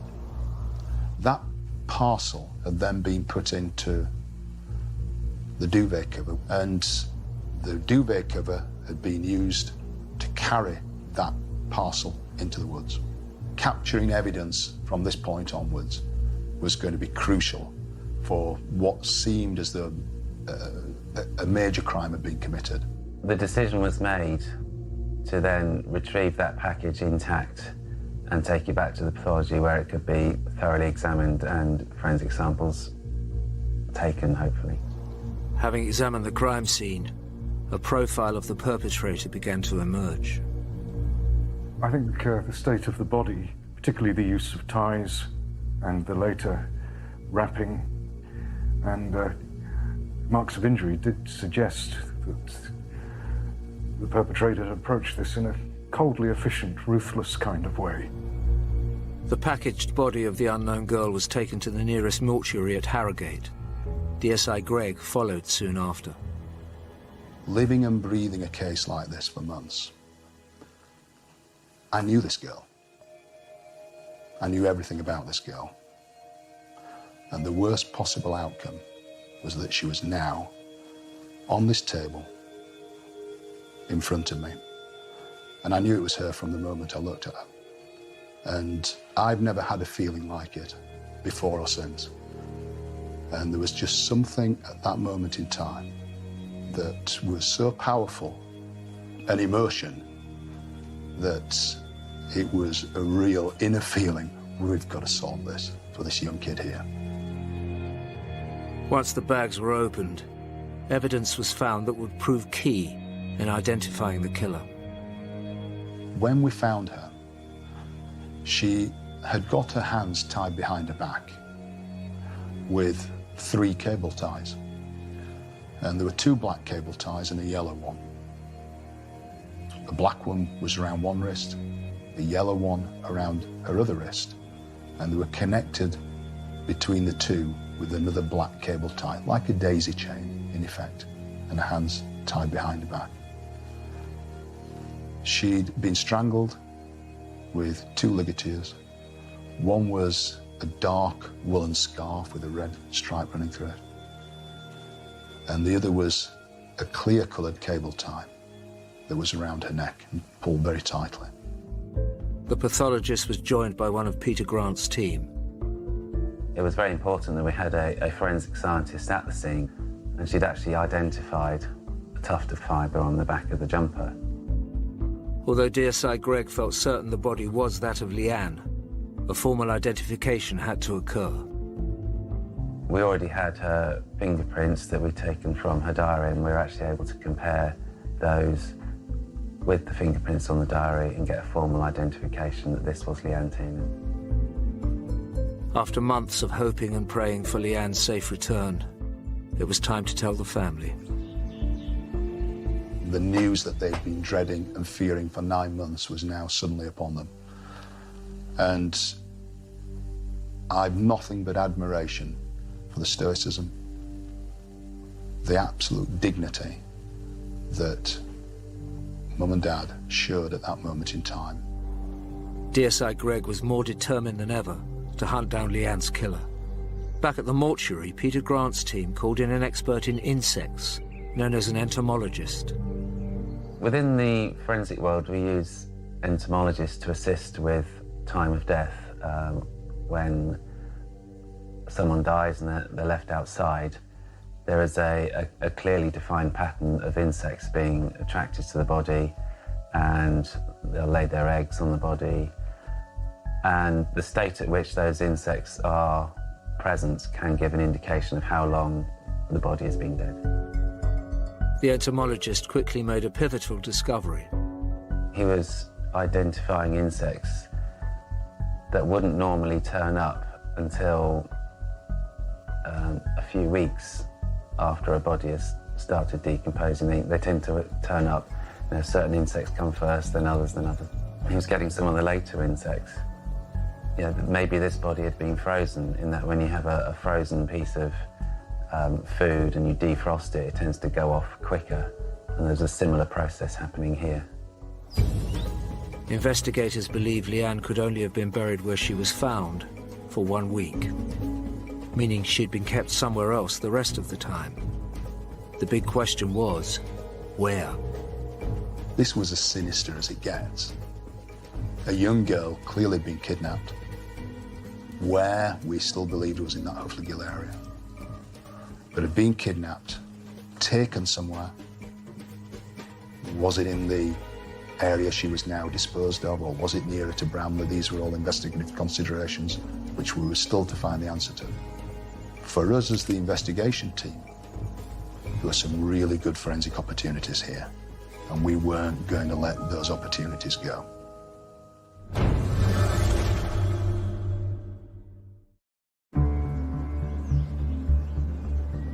Leanne had been missing for more than 6 months, but the police never gave up trying to find her. And then when her body was discovered after 9 months, the missing persons case turned into the hunt for her depraved killer, who police and the Forensic Science Service team were determined to bring to justice. With the suggestion that Leanne had been frozen or stored somewhere, it became important, and we wanted to know where that was. And I'd established on previous cases that one way of doing this was to look at nasal washings from bodies, because this gives you an idea of where people took their last breath, in effect. Immediately, pollen expert Dr. Patricia Wiltshire was contacted. I was called in to get pollen from her to see if I could envisage the sort of place that she had been. Now, we know she'd been buried in this woodland, but had she been anywhere else? Had she been kept anywhere else before she'd been put in the woodland? Palynology, or the study of plant pollen and spores, was a tool police used quite often. You've got pollen and spores in the environment, in a sort of mixture. And if someone goes along and picks them up, they will have certain mixtures of pollen, different amounts of different types of pollen, different types of spores on them. And then I know where these plants live and function, so I can envisage a sort of place they've come from. And if I do that, it helps the police find places. Dr. Wiltshire went to the mortuary in Harrogate. I irrigated her nasal passages because sometimes people breathe in pollen very deeply up into the nasal passages, right up into the top of the nose. So I irrigated those out, and I also washed her hair very carefully. And from those washings, I was able to get assemblages of pollen grains and spores that her hair had picked up. Later, I worked on the duvet cover, and what I found on the duvet cover matched up with what I found in the ant's hair. And I had pollen, plant spores, I got fungal spores. I also got the conducting elements in wood, of conifers and of flowering trees, woody plants. And they were charred. There was a lot of microscopic charred material. And I assumed, therefore, that she'd been in contact with something that had been burnt. It seemed like a bonfire because there was hardwood and softwood. Armed with this information, Dr. Wiltshire began envisioning the sort of place Leanne had been to pick up these materials. I said to the police that I thought it was a very neglected and downtrodden garden, that it had a bonfire in it. And I was also able to say that there was a privet hedge. There was probably either a plum or a damson tree close by. And also the ground area was very, very neglected with brambles and all sorts of plants that are weeds, really. With Dr. Wiltshire's incredible insight, police just needed to find a suspect with a garden that matched. Unfortunately, not all the forensics was going their way. Leanne's body, with the decomposition, had completely obliterated the potential for DNA and fingerprints on the items that she was encased in. But there were other opportunities that we considered really, really significant. One of these was the duvet. Unfortunately, although we did find some body fluids on this duvet, we weren't able to get any sort of DNA result, which was a major disappointment, I think, down partly to the condition of the body. Then we had to fall back on some other types of evidence from the duvet, and we noticed on there that there are a lot of animal hairs that look like dog hairs, all of a relatively similar colour and appearance, suggesting they'd all come from one dog. The lack of DNA was a major concern. We realised we had to fall back on some more traditional forensic methods and maybe build up a forensic picture that we could then use as an intelligence tool to identify an offender. Detective Superintendent Gregg and his team went back to basics, hoping that something would point them in the direction of Leanne's killer. The physical items which she was bound with, the cable ties, who had manufactured them? Where were they being distributed or sold these? Who had possession of them and for what purpose? There was a yellow one, two black ones, and the one that had been used as a ligature, the neutral coloured ones. What's the provenance of these? We don't know until we start drilling down and finding out. While the police got on with discovering where the cable ties and dog collar came from, Peter Grant and his team continued putting together their forensic picture. We built up a jigsaw, if you like, of different pieces of forensic evidence. We had the twine, we had fibres, we had dog hair, The items themselves mean nothing. It's only when you start finding out the backstory to the items that suddenly they become relevant. The fibre that was found on Leanne's back, we found out that that was a carpet fibre. And we got experts in Bradford, which is in the textile heart of the north, to help us with this. And they gave us the type of carpet that had very likely come from. All of this forensic evidence needed a suspect to be of use. Then the dog hair on the duvet grabbed the team's attention. From the dog hair point of view, although we could tell it was dog hair, we did notice that some of these hairs had quite decent roots, that if it was a human hair, we'd think, well, we could DNA test that. The problem was no one had ever DNA tested dog hair in the UK. Then Peter Grant made an interesting discovery. I found out that at that time there was a university in America that had actually established a method to carry out DNA testing on dog hair, so that was our next port of call, with a view to potentially doing some sort of dog mass screen DNA. If it came off, it could be the break police needed. And that wasn't all. Information about the cable ties used to bound and strangle Leanne had been unearthed. We found out where they were all manufactured, and 3 of them seemingly took us nowhere. But one of them, we thought this could be interesting. It was the yellow cable tie, manufactured by a UK company, and millions made. And so you think, seemingly, this is going to take us nowhere. But what was interesting about this, as opposed to the others, was that 90% of these were used by the Royal Mail. Could this be somebody who's got connections with the Royal Mail? Maybe, maybe not. The twine used to tie up the plastic bags also had a story to tell. It was a unique twine that had been put together from a forensic perspective, was absolutely terrific. You know, because you knew that if you could find more of that twine, you were going to match it up. The team's momentum continued. The leather dog collar around her neck.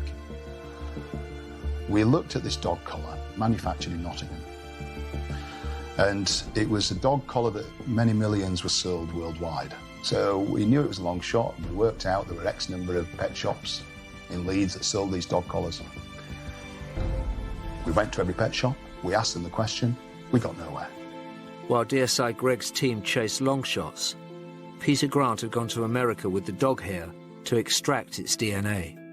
After a couple of days working with them, we were actually able to identify that they had a reasonable method and that this was worth a go, and we carried out the test on 2 of our dog hairs, and we did obtain a decent dog DNA profile.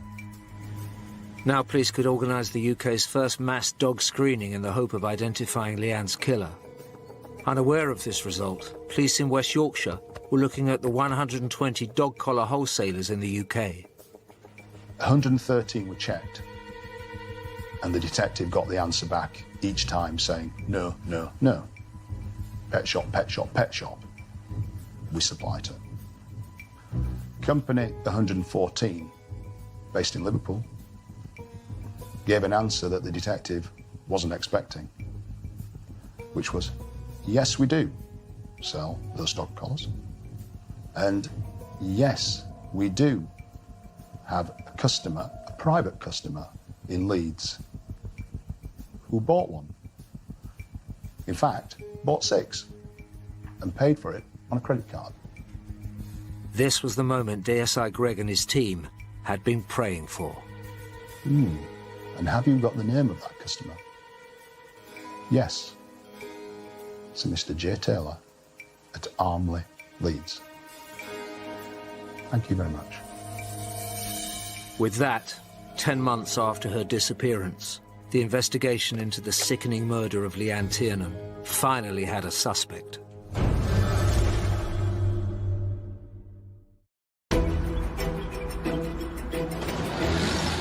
The investigation into what was now the brutal murder of 16-year-old schoolgirl Leanne Tiernan from Bramley in Yorkshire finally had the breakthrough police had been looking for. The dog collar found around Leanne's neck had led police to a John Taylor from Leeds. We found out he worked for a company called Parcel Force, which is part of the Royal Mail. He was living at home on his own in the adjoining township of Armley, which is adjacent to Bramley. He'd been divorced for 4 years, had some children, but they didn't live with him. He'd never been in trouble with the police. People knew him as John the Pet Man. He seemingly kept himself to himself, but we quickly found out that he had a bit of a nocturnal life as a poacher, liked to go out poaching. The connection between the dog collar and ready access to Royal Mail cable ties was too much to ignore. On the 16th of October 2001, almost 10 months after Leanne's disappearance, police made their move and arrested John Taylor. Of course, he denied any connection with Leanne, not having done anything wrong, and was denying that he'd had certain pets or animals because we were interested in pets that he'd had with our animal DNA that we were also trying to link. News of the arrest soon travelled around the area. It was a real shock because, you know, he was a neighbour. You know, you said hello to him. He used to sell pet food and my kids used to go over to his house to buy pet food for the rabbits. And it was just a real shock. John Taylor was taken for questioning and the Forensic Science Services team methodically searched his house. The immediate thing that struck us was that there were no carpets in the house. It's just bare floorboards everywhere. But it did appear that, certainly in some rooms, that he'd only recently taken up the carpets. And we actually identified that some of the tufts of carpet still clinging onto nails in the corners of rooms were actually the same red fibres we'd found adhering to Leanne's jumper. The evidence police needed kept on coming. The black cable tie that had been used to bind Leanne's hands, we found some broken ones on the fence in the garden outside, exactly the same manufacture and code. We found 2 more dog collars in the house that was still there, that matched the same dog collar that had led us to John Taylor's door in the first place. Also during the search, there was some rabbit netting found. John Taylor was quite into trapping animals. And the makeup of the twine used to make this rabbit netting was exactly the same as the twine that had been used to tie the green bags. So all the critical items that to him were so insignificant, suddenly were now coming back to haunt him. With all this damning evidence mounting up, the forensic team called in Dr. Wiltshire. I travelled up to Yorkshire, went into the garden, and it was amazing. The garden was so much like I'd envisaged. I just couldn't believe it. But there were 2 bonfires. There were the remains of 2 bonfires. But the elements that I found in Leanne's hair and on the duvet were on the left-hand side of the garden. Also, to approach that area, you had to go under a sort of archway, and there was a big, it was either a plum or a damson. There were no flowers on it, no fruits, but I knew it was a plum or a damson. And of course, I'd found that pollen. I'd found the plum and damson pollen. I'd found all these plants that were in the hedge and around, and all these weeds on the ground. I'd found the remnants of a bonfire in a hair, and I could say, it's on the left-hand side of the garden, not the right-hand side. And it just all came to life for me at that minute. Dr. Wiltshire's accuracy was astonishing. At the police station, Taylor continued to be interviewed. Faced with this overwhelming evidence, which we now had against him, he said he admitted he killed her, but tried to claim it was an accident. John Taylor then gave his version of events. He had gone to Huffley Gill that Sunday afternoon with his dog to take the dog for a walk. When he saw a young girl walking down the path, he grabbed the girl, told her not to scream, He had a scarf, which he tied around her eyes as a blindfold. Took his coat off and put it on the girl and pulled the hood up. Incredibly, at approximately 5 p.m. on Sunday, the 26th of November, John Taylor then walked a terrified Leanne Tiernan the 22 minutes back to his house through an estate and even over a busy road. She was now in the clutches of this predator. Once at his house, he took her upstairs and tied her hands with cable ties. She kicked out at him, and he grabbed her, and he says she fell on the floor and banged her head, and there was blood all over the place.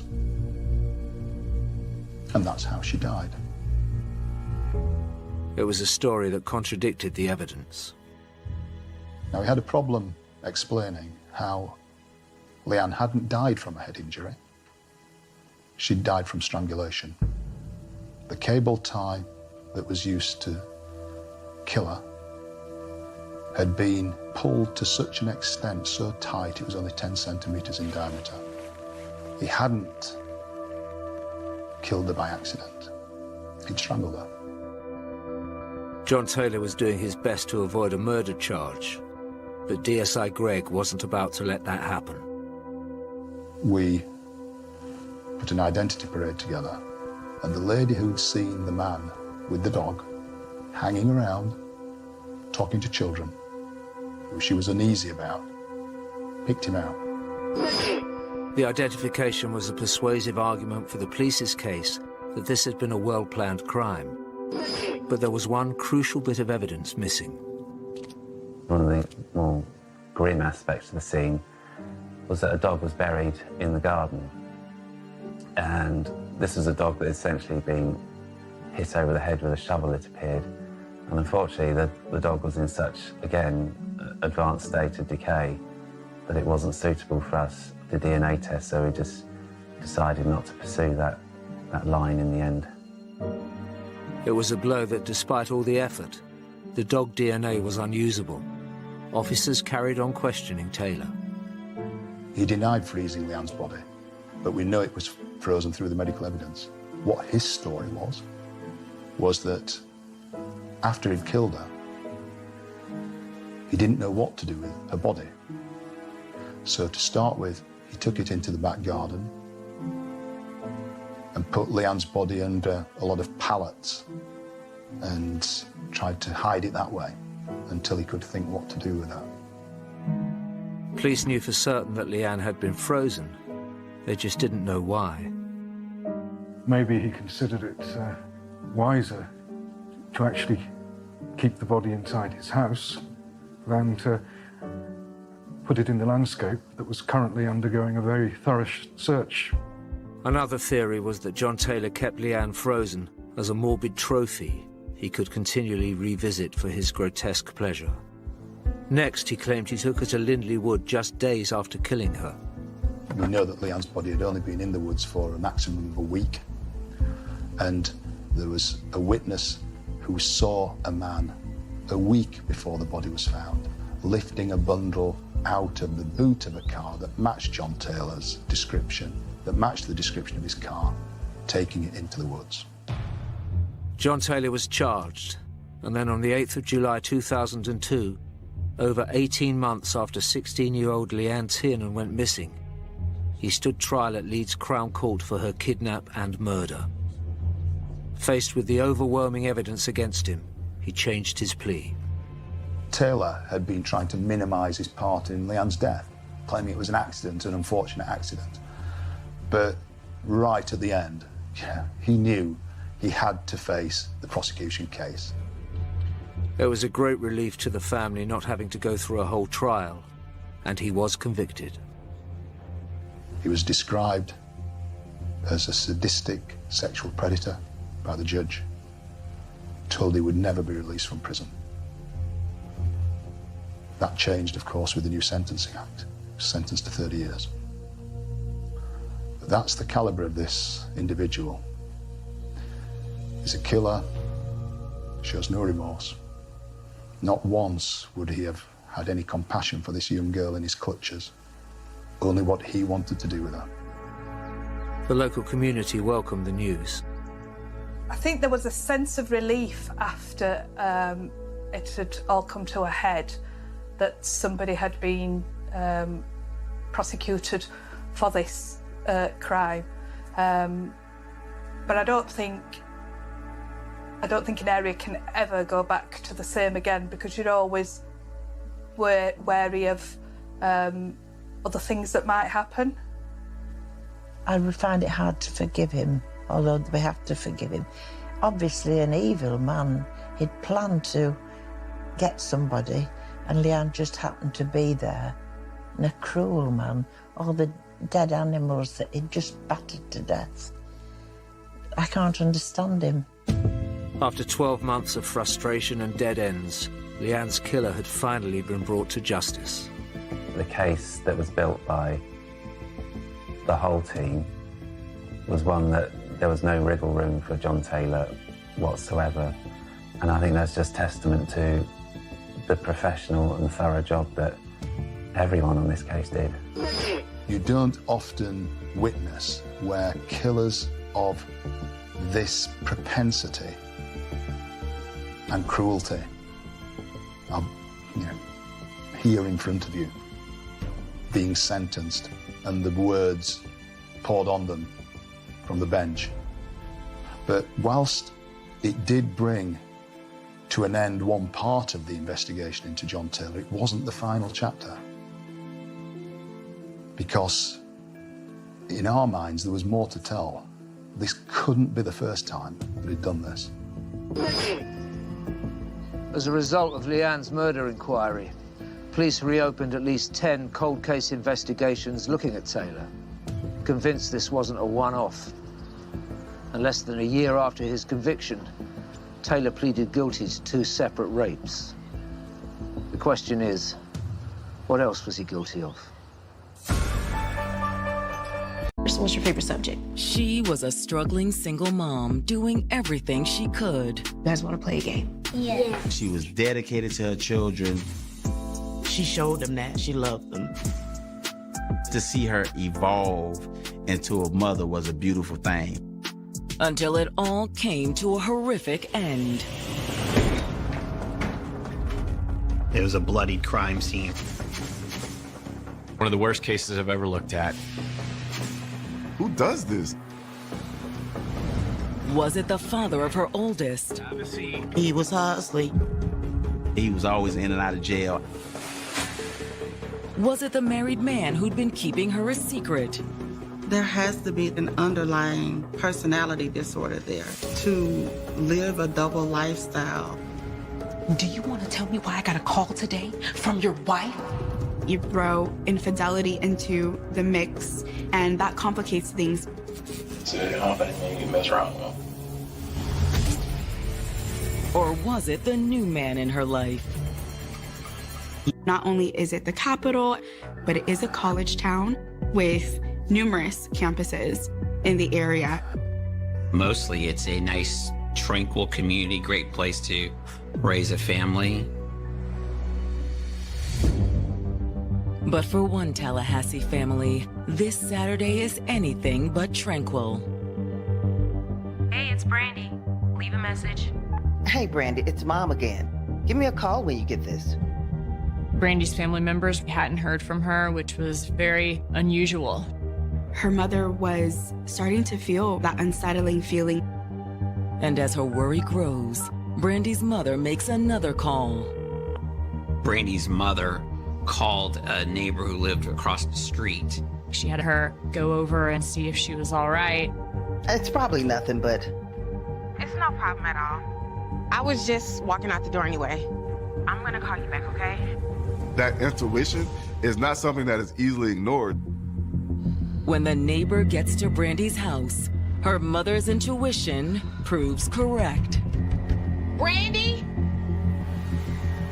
She looked through the window and saw Brandy Peters' body there in the foyer. Brandy!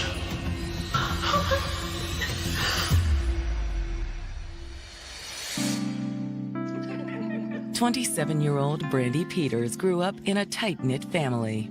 She was very family-oriented. Loved the family. They spent a lot of time together.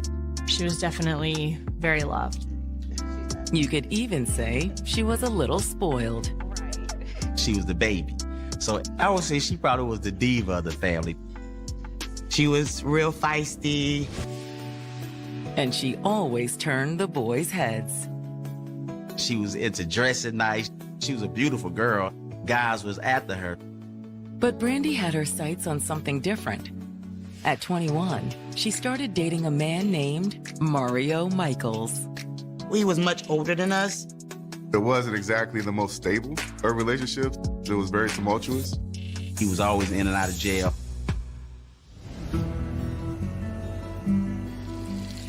But when Mario wasn't behind bars, there was little doubt they were in love. They had a good relationship. They also had 2 children together, twin girls. She took on that motherly role. She loved them. But with Mario frequently out of the picture, Brandy was often raising the kids on her own. It was very difficult for Brandy. Because it's a struggle doing it by yourself. What she needed was someone she could depend on. Someone who wasn't Mario. She was looking for someone who had a good job, had his head on his shoulder, wasn't in and out of jail, and could be a part of the kid's life. Brandy thought she might have found him in 28-year-old Henry Segura. Her and Henry met at a gas station. Traded numbers. So how are you? I'm good. When they started dating, it looked as if Henry checked all the boxes. He wasn't in the streets. He wasn't a convicted felon. He wasn't living that lifestyle. He also had a good job. How was the drive over? He was an over-the-road welder. He traveled from job site to job site.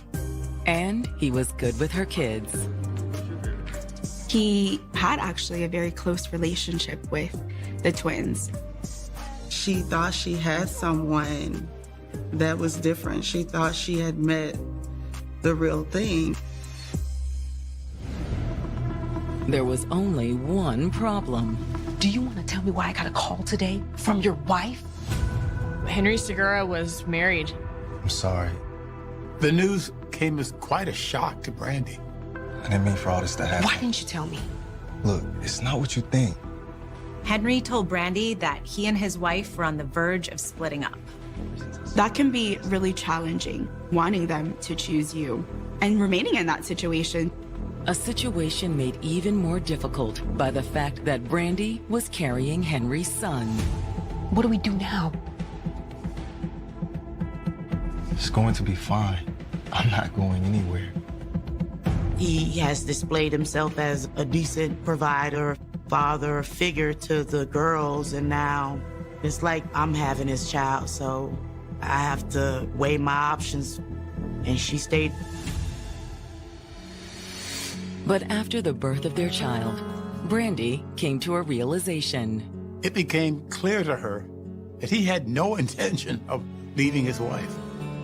She said, I'll always be a number 2 or 3 in this person's life. Brandy broke things off with Henry and spent the next 2 years starting over as a single mom. She was just trying to get on her feet. To be there for 3 children is not easy. But she rose to the occasion. She got a new home and a new job. She was doing home health. She was a home health aide. She was looking forward to what the future holds. Only now, the bright future Brandy imagined may never come to pass. Unable to get a hold of Brandy, her mother called a neighbor to go knock on Brandy's door. Brandy! She saw her laying in the foyer. She saw a large amount of blood. Brandy! And called law enforcement. When officers arrive on scene, they make forced entry into the home. She's inside. But there's nothing they can do for Brandy. She had gunshot wounds. There appeared to be trauma to her head. She was dead at the scene. Then, responding officers clear the rest of Brandy's house. The officers had to make sure there weren't any other victims, but also make sure the suspect isn't there. There's no sign of the shooter. But in the bathroom, the officers made a horrific discovery.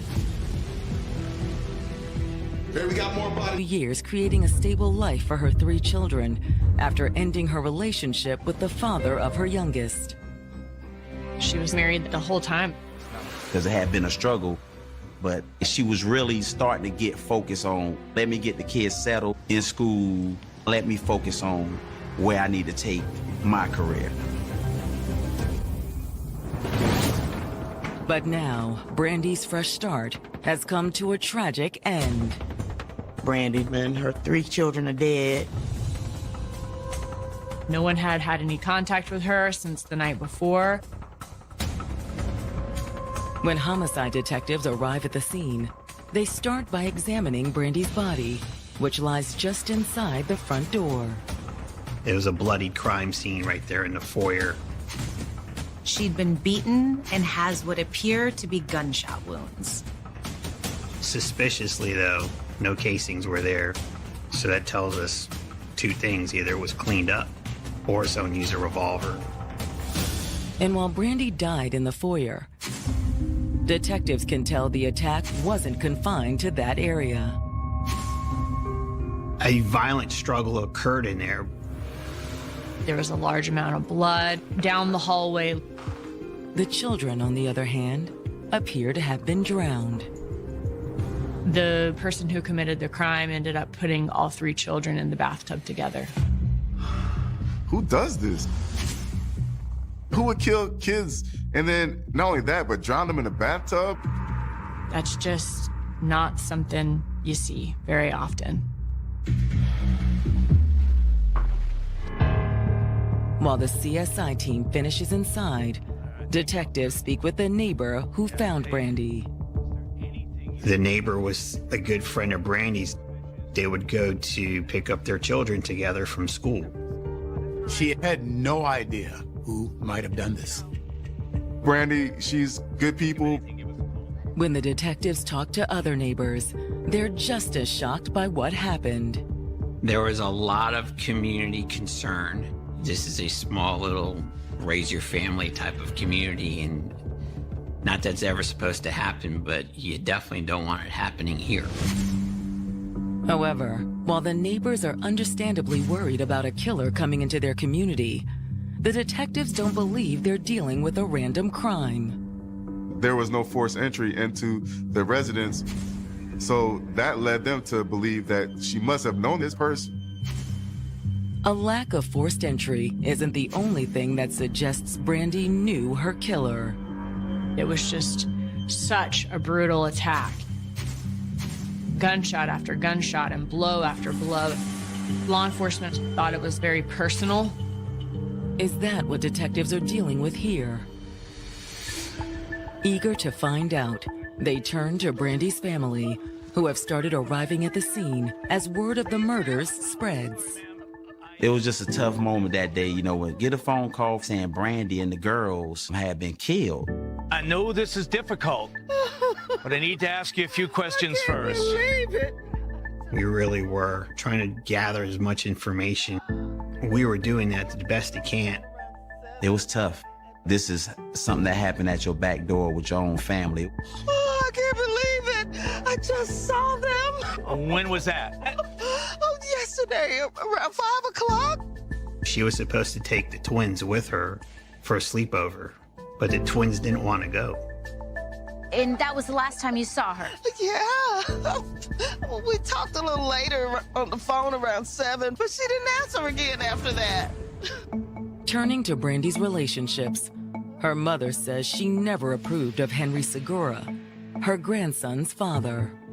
She made me aware that Henry was married. Was Brandy okay with that? For the most part. She was like, it is what it is. What about Henry's wife? He went back to her. She said Henry didn't really come around much after the baby was born. He would bring diapers over, but he couldn't really be involved. And the twins' dad? Mario? Yeah, he's around. Mario would bring them birthday presents. Mario would bring them Christmas gifts. They did communicate. But Brandy's mother said she's not a big fan of Mario either. He was in the streets, putting the streets first. However, that isn't the only thing Brandy's mother has against Mario. According to Brandy's mother, Mario was a deadbeat dad. She just took him to court. The week of the homicide, he was ordered to pay child support. How much did he owe? Around $20,000, maybe a little more.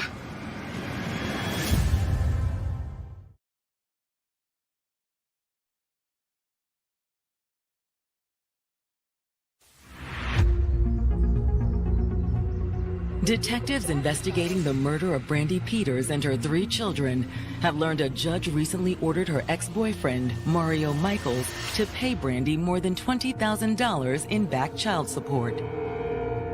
Often individuals would prefer not to go through the state. They can resolve those disputes amicably. And it sounds like that was the only option that she felt like she had at that point. She said, if you're not gonna be a stand-up guy, then I'm gonna have to go another route with your child support. Could the judgment against Mario have anything to do with the murders? He definitely is a person of interest. And the detectives won't have any trouble finding him. He was beside himself with grief. This man was hurt. But just because Mario was showing emotion still doesn't mean he'd do it. Questioned by the detectives, Mario insists he didn't have anything to do with the murders. How did you hear about what happened? He explained to me that he got word through the grapevine, so to speak, that an incident had occurred. Well, we heard that you and Brandy weren't getting along too well. That was just money issues. He didn't deny that he'd have problems with Brandy over the thousands owed in child support. I know I owe her, I just don't have it. He provided us information about Brandy, their relationship, his relationship with his daughters. He definitely wouldn't have hurt his own girls. He loved those twins. Okay, so where were you last night? With my girlfriend at a motel. He was cooperative with police as far as giving them information. Why don't you and I go talk? Not only was Mario cooperative, it appears he is telling the truth. When the detectives followed up on his alibi, the motel had a record of him being there that night. And his girlfriend said he never left the room. Thank you so much. With Mario apparently in the clear, detectives move on to Henry Segura, the father of Brandy's youngest child. He agreed to come to talk with us. He was very even-keeled, very calm, very cordial, but that's not unusual. Everybody grieves differently. And when detectives asked about his relationship with Brandy, Henry admitted it was complicated. It started off as an affair, and it was supposed to go into something else, but for whatever reason, that never transpired. But he and Brandy were working it out. What kind of person is she? Spunky. She's down to earth, she's real sweet, she's a cool person. But he says things went downhill with Brandy once his wife learned about the affair. She caught me on the phone bill one day. Seen the phone bill, saying I was calling this number a lot. Henry said his wife had confronted Brandy about the affair. She just would tell her, stop messing with me and yada, yada, yada. But Brandy was kind of like throwing gas on the fire. She texted my wife, called her something fat, something. According to Henry, that's when he decided to cut things off. I said, I'm tired of you just being disrespectful to my wife. I said, I don't think maybe you mess around with her. He had to break it off with Brandy, and he got back with his wife. But investigators wonder, was this too little, too late? Your wife doesn't like Brandy, does she? She didn't like that much. Unless she wouldn't kill her. But would Henry? They asked him when was the last time he had seen Brandy. I was in her house Wednesday. This past Wednesday? That's 48 hours before the killings. What you're doing here? What's going on? Just seeing it Wednesday. Okay. Henry explains that he couldn't see his son as often as he liked. It was my first time going there in a while. But he said he was trying to do right by them. I put myself on child support. So she never filed the paperwork for it? You did it? I did it myself. Henry also has an alibi for the evening of the murder. He said, I was at home. He told them, you can check my cell phone. Check with my wife. Are there any other numbers? He even agrees to give detectives a DNA sample. He was cooperative. And when the detectives pull his cell phone records, they confirm that he was home on the evening of the murder. His wife also told police that she and Henry spent the evening at home. Okay, bye-bye.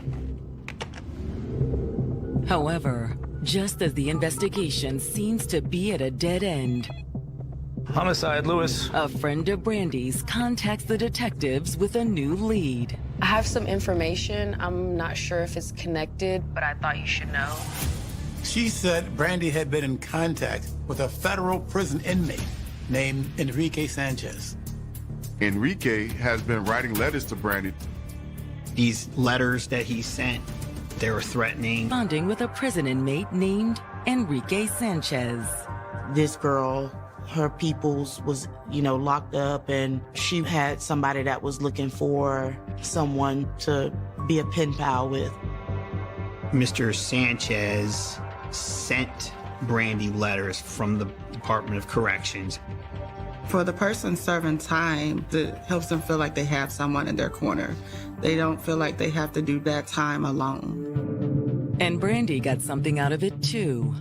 She's a single mom. She has 3 kids. She has a lot going on in her life. So to be able to communicate with someone and have a connection with someone that you really don't have to make time for, that might have been something that she was able to gain that connection and that stimulation from, but not devote a lot of her actual energy or time to. But their casual relationship eventually took a serious turn. Yeah, he actually proposed to her. Enrique told Brandy he wasn't just any inmate.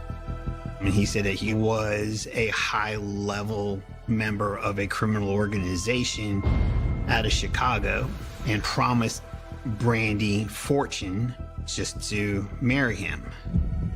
The friend admits that Brandy was intrigued by Enrique's offer. But she also wondered if it was a little too good to be true. She was really hesitant. Brandy became suspicious of Mr. Sanchez. According to Brandy's friend, when she declined Enrique's offer, he refused to take no for an answer. He became a little bit obsessed, just, like talking crazy. And 2 days before the murder, Enrique sent Brandy a menacing letter. And in the letter, he accused her of being disloyal. Was it just a coincidence? Or did it have something to do with Brandy's death? If Enrique was some sort of gang leader, he could have arranged a hit. It was such a violent crime. I don't know of another crime as violent as this in Tallahassee. Thank you. When the detectives received the autopsy results, there's no doubt they're dealing with a cold-hearted killer. Brandy was shot 8 times. They've also found evidence that one of the children had been shot. We thought all 3 were drowned. We found one was shot in the head. 2 of those children were alive when they were put in that bathtub, and their 3rd sibling was used to hold them down. I don't even know what to say. It's awful. To explore the possibility that Brandy and her children were the victims of a gang hit, the detectives set up an interview with Enrique in federal prison. During an investigation, we have to go down every single lead. Okay, yes, she turned down my proposal, but that doesn't mean that I killed her.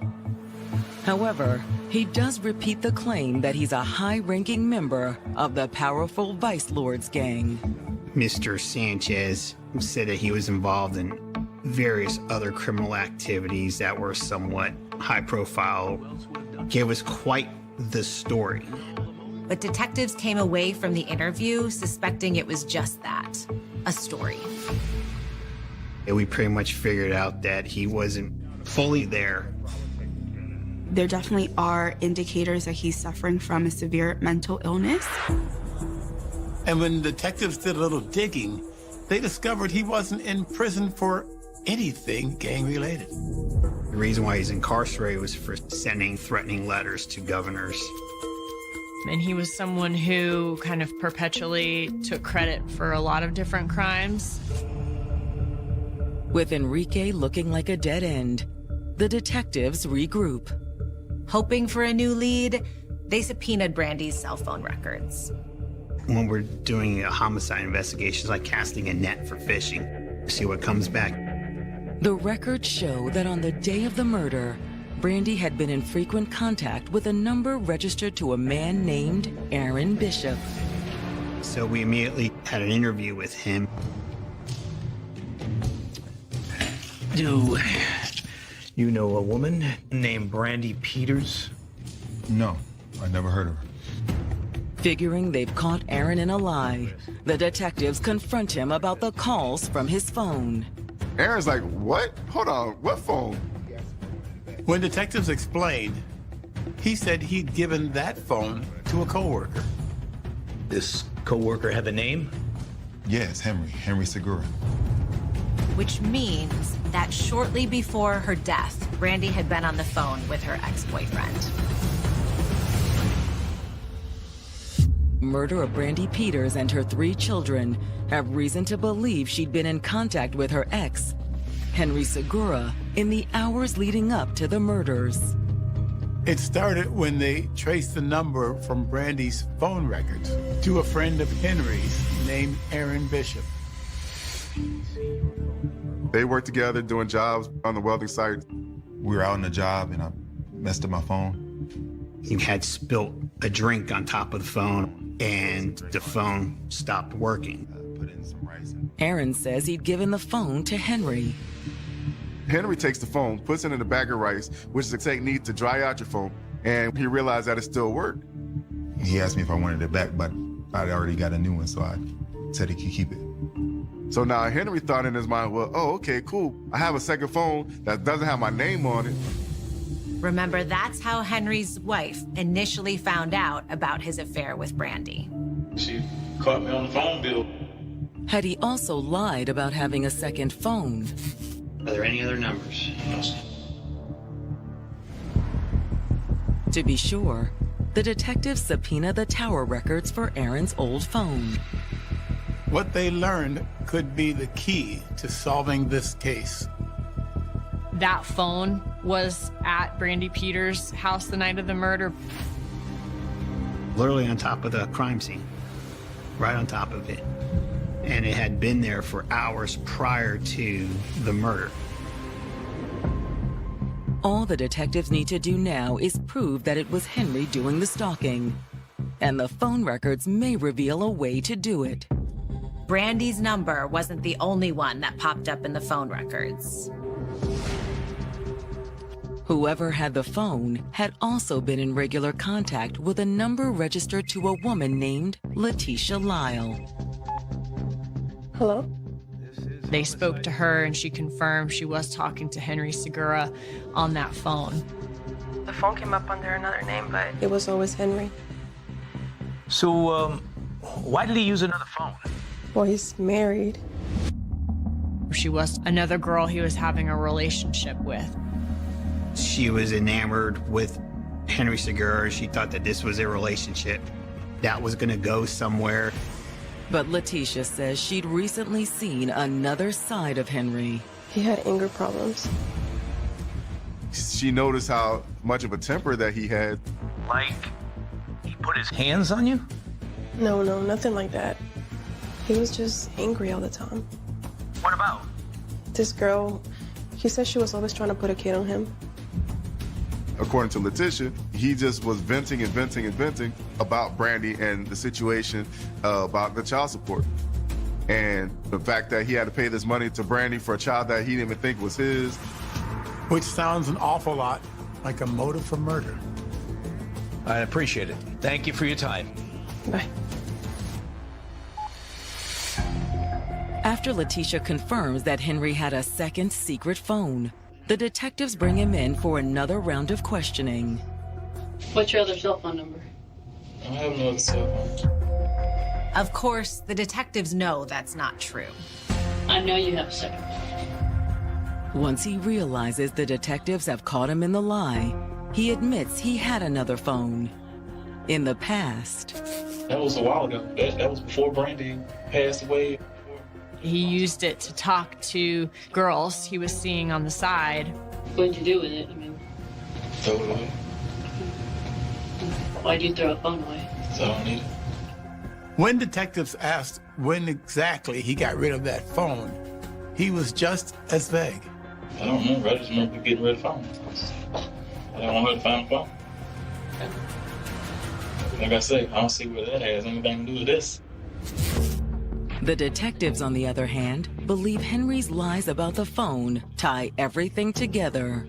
He never told police about that second cell phone because he knew that with that information, they'd be able to see that his location was consistent with Brandy Peters' house the night of this murder. I know you were over at her house on Friday. Okay? We confronted Henry about that information, and at that point, he declined to cooperate any further in the investigation. I don't answer no more of y'all questions. I don't like the way y'all seem like you're trying to railroad me into being someone that killed a lady and her kids, which being one of my children. I don't have anything to say. Y'all still need to question me. Can I go home now? For now, detectives have no choice but to let Henry go. We never felt we had the wrong person. But the evidence we had in this case was very circumstantial. You had a phone, you had a timeline. And we know he had a motive. So, to learn more about that motive, detectives dig into the court records. What they uncover confirms what Letitia told them. He was ordered to pay a lot of money in child support. In fact, he owed Brandy even more money than Mario. Investigating the murder of single mom Brandy Peters and her 3 small children, have discovered that Henry Segura, the father of her youngest child, owed her a significant amount of child support. Henry told police that he had put himself on child support. She never filed the paperwork for it. You did it? I didn't, so. But what he hadn't told them was that he'd gotten significantly behind on his payments. He's an over-the-road welder. He can have a job 1 month and not have a job for 2 more months. However, in talking to Henry's co-workers, the detectives learned that he had a plan to deal with his money problems. Henry had a chance to go to Afghanistan and do military contracting as a welder and get 6 figures. However, there was one big problem in his plan. If you have child support payments outstanding, then you cannot leave the country. With Brandy and their son standing between him and a potential 6-figure payoff, the detectives believe Henry had made a choice. He felt that he'd be much better off if she was dead and maybe even the kid. And when the detectives received the results of the forensics testing from the crime lab, They're convinced that Henry had done the unthinkable to get rid of his child support problems. Henry Segura's DNA is on the grab bar of the bathtub. That puts him at the scene where the children were drowned. Finally, in September of 2011, more than a year after the murders, the authorities place Henry under arrest for murder. When he was arrested, we attempted to speak to him again, but he didn't want to talk. In fact, the news that Henry had been arrested for killing both Brandy and his own son leaves nearly everyone speechless. When it came out that he was involved, it was a shock to think that he could do something like this. The crime was so heinous that soon after Henry's arrest, prosecutors announced that they would be seeking the death penalty. It's one of the worst cases I've ever looked at, and if you have kids, your stomach turns. And if anybody deserved death penalty, it was going to be the subject that did this. There was no offers and no deals. When Henry goes on trial for murder, the prosecutors maintain that his motive was simple. Henry Segura committed these murders because he didn't want to pay child support. It's a need to take back control. The emotional side takes over the rational side. And according to the prosecutors, there is no doubt that it was Henry who killed Brandy and the kids. We know from his second cell phone that he was there that night. And then his DNA being on the bathtub of the house. What do you want now, Henry? The prosecutors also argue that Henry's actions that night prove the crime was premeditated. You have your main phone at home to create an alibi, and then took your second phone with you. Then he'd gone over to Brandy's house. We need to talk. Okay. Come in. But at some point, after he'd gotten in the door, Henry pulled his gun. Brandy went to try to either get the phone or even get, whatever weapon she may have had. And I think he started to shoot as she was going down the hall. And then she was beat to death by the gun.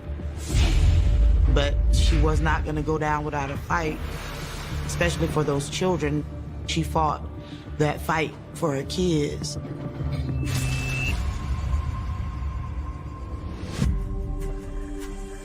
Once Brandy was dead, Henry went looking for his son. But he'd made a miscalculation. I don't think the twins were supposed to be home. I think it was just supposed to be his son and Brandy at the house. And now he realizes he has to take care of all of them. How could you do such a thing? To have taken the life of your own flesh and blood, and innocent children, and the mother of your child? He's a monster. And you kill your son in order for you not to have to pay $20,000 in child support? 20 grand, bro? There was no conscience there. He cared more about protecting himself and protecting his lifestyle. When it's the defense's turn, they argue that Henry is totally innocent. The defense in this case was always Henry didn't do it. You got the wrong person. And when the defense put Henry on the stand, he certainly did not look like a killer. He gets his direct from his defense attorney. It comes across clean, calm, he's cool, collected, no issues. But the defense's strategy isn't without risk. We knew that he definitely wasn't always respectful of women. Just looking at the evidence in his cell phone, how he talked to the women he was in relationships with. He had anger problems. So let's see how he reacts to being questioned by a woman. The cross-examination by Sarah Dugan allowed the jury to see the true colors of Henry. When he felt challenged, especially by a woman, he realized and started lashing back at her. The switch flips, and you get to see the monster that's inside him. The jury definitely saw it. Henry Segura was found guilty of 4 counts of first-degree murder. However, they stopped short of the death penalty. Henry Segura was sentenced to life in prison. The family can finally have closure. Justice was served. It's done. The book is closed on this one. But no amount of prison time will ever make up for the pain Henry caused, or the lives he took. This will always be just a sad tragedy. I could never really understand. Being in love requires a leap of faith. Following someone into the great unknown, hoping to find your happily ever after. But when passion and devotion are twisted into obsession and control, that leap of faith can feel like being pushed off a cliff. Plummeting into an abyss where everything you know, even yourself, slowly falls further and further away until you hit 2017, Detroit, Michigan. It's a quiet evening in the city once known as the crime capital of America. But Detroit has made a comeback, and many who call the community home have invested in the rebuild to promote change. People are making neighborhoods safer, helping police enforcement to stop criminal behavior and activity. But in one Detroit community, a single gunshot sends those efforts up in smoke. Detroit 911. We just had a robbery. Our employee is dying. Is he breathing? Yes, he's breathing. He's losing too much blood. I need you to stay with me. I request the police and EMS. Police rushed to the scene, an auto parts store on Schaefer Highway, 10 miles northwest of downtown. All they knew at that particular time that it was a robbery and a shooting. There's blood around an older male on the floor suffering a gunshot wound. He was shot in the head and in grave condition. When you go to a scene like that, it strikes down in your own heart. We had to catch the persons that was involved. As EMTs rushed the victim to a nearby hospital, responding officers cordon off the scene. But as they dig into the investigation, they will discover there is more to this robbery and to the individual that pulled the trigger than meets the eye.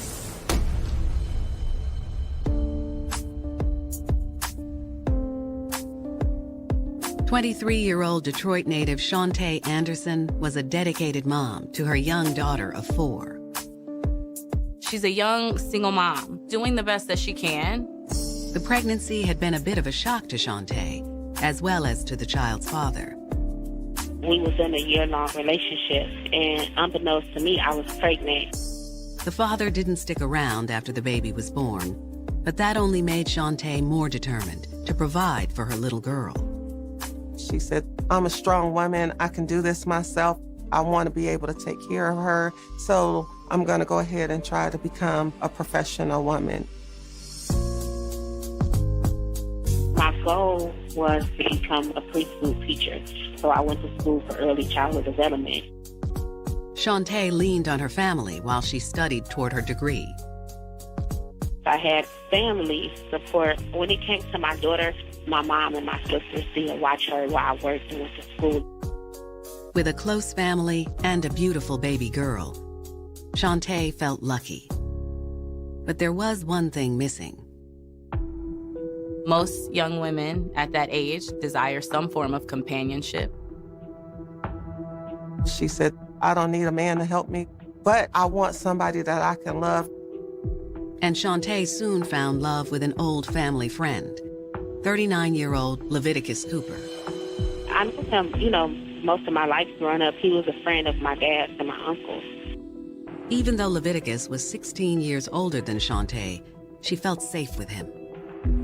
There is this paternal element to it, protector, provider, father figure.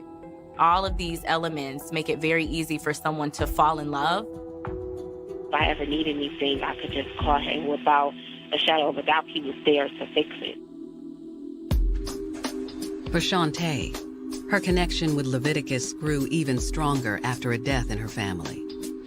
When my uncle passed away, he had stuck around and helped my great-grandma. It kind of attracted me to him. They started talking, they started really connecting. But little did Shantae know that the love of her life was harboring a secret.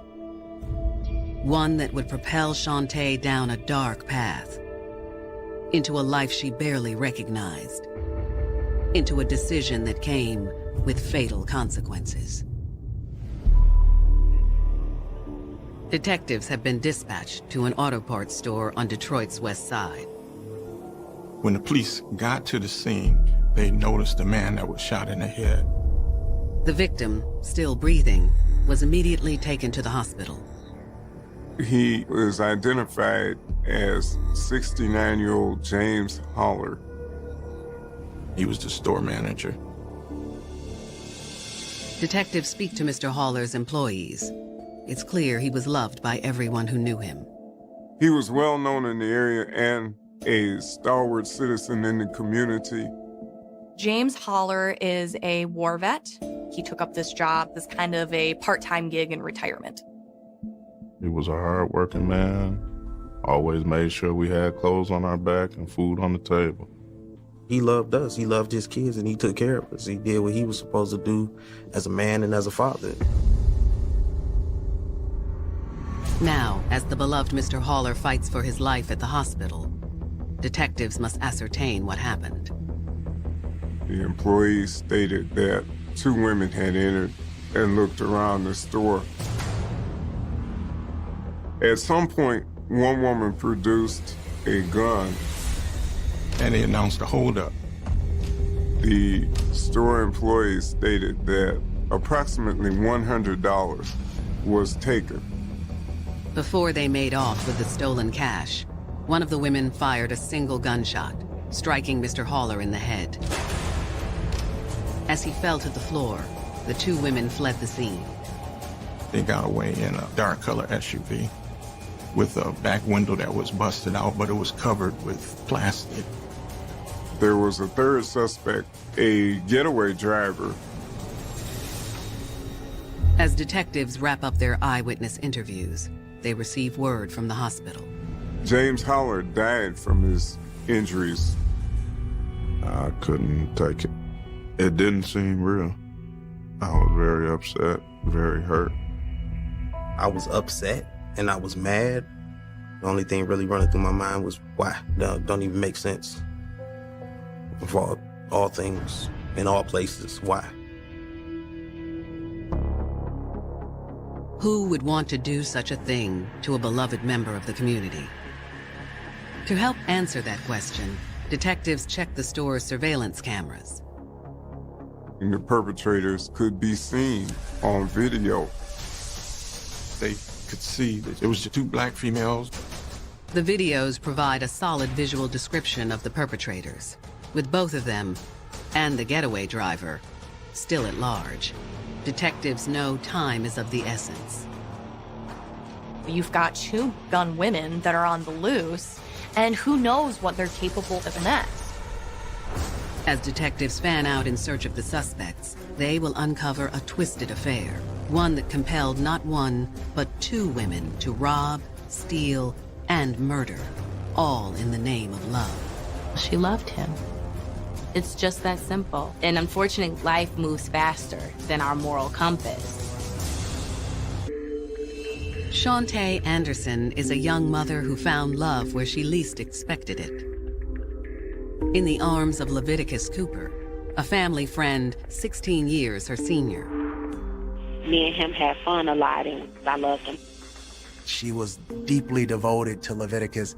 Her love was unwavering. But after a few months of blissful romance, Shantae discovered that Leviticus had been harboring a shocking secret. Unfortunately, this honeymoon phase doesn't last long for her. Turns out Leviticus has another life. A life that, as fate would have it, would inextricably link Shantae Anderson to the armed robbery that left 69-year-old James Haller Jr. dead on the floor of the Detroit auto parts store he managed. He had a good reputation. He was a kind person. He was a nice person. A lot of people knew Mr. Haller, and a lot of people were pissed. The only thing really running through my mind was find out who did it and where they at. Armed with surveillance footage of the two shooters, police hold a press conference the day after the shooting. Certainly the unthinkable happened, unsensible, unnecessary, cowardly. We're relentless, and we're going to arrest you. The victim's family also made a plea for the perpetrators. I just want to say, you took something that can't be replaced. That man raised me, took care of me, fed me, made sure I went to school every day. You see the family talking to the crowd and, all these microphones and all these cameras right in front of your face. You try to just suck it up and do it in the mere effort to try to find who killed your loved one. Turn yourself in, because God gonna get you if the police don't. God gonna get you. You gotta pay for what you did.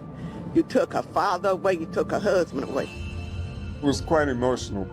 The wife, the children, everyone was upset. You didn't have to shoot him!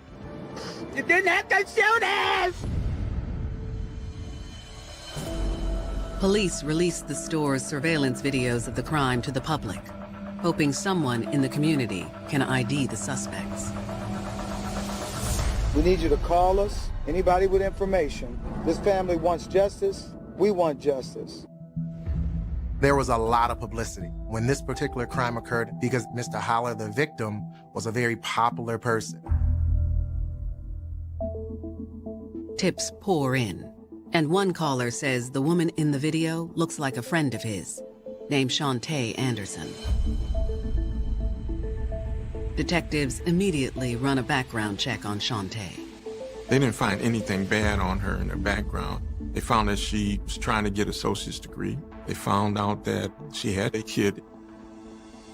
In fact, police find evidence that Shantae is active in the fight against crime in her hometown. She was being an activist for the community, helping police enforcement to stop criminal behavior and activity. She volunteered her help to the Detroit 300 organization. Now, Detroit 300 goes around helping victims of crime and bringing attention to the most outrageous crimes. So clearly she has a desire to help and give back. Was this a case of mistaken identity?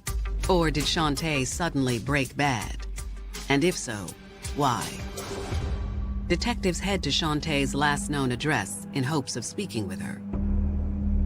A lot of times, right at the point where you just know this is the person, and then you have to start all over. She says, no, there's been a mistake. Believes she found her soulmate in older man Leviticus Cooper. He's a man that is familiar to her, the stable figure, a man that has been around for many years, who she can depend on and rely on. But Shantae would soon discover that the relationship wasn't built on trust, but rather on deception. And despite all the lies and prevarications, she'd wind up doing the unthinkable, all in the name of love. On November 3rd, 2 days after the murder of James Haller Jr., Detroit detectives stake out what they believe to be the home of Shantae Anderson, one of the female suspects caught on tape during the shooting. They do surveillance on her last known address, and they see a woman matching her description leaving that residence. Police have a photo of Shantae, and this woman looks exactly like her. They go up to her and say, Shanta, put your hands up. She says, there's been a mistake. I'm not Shantae Anderson.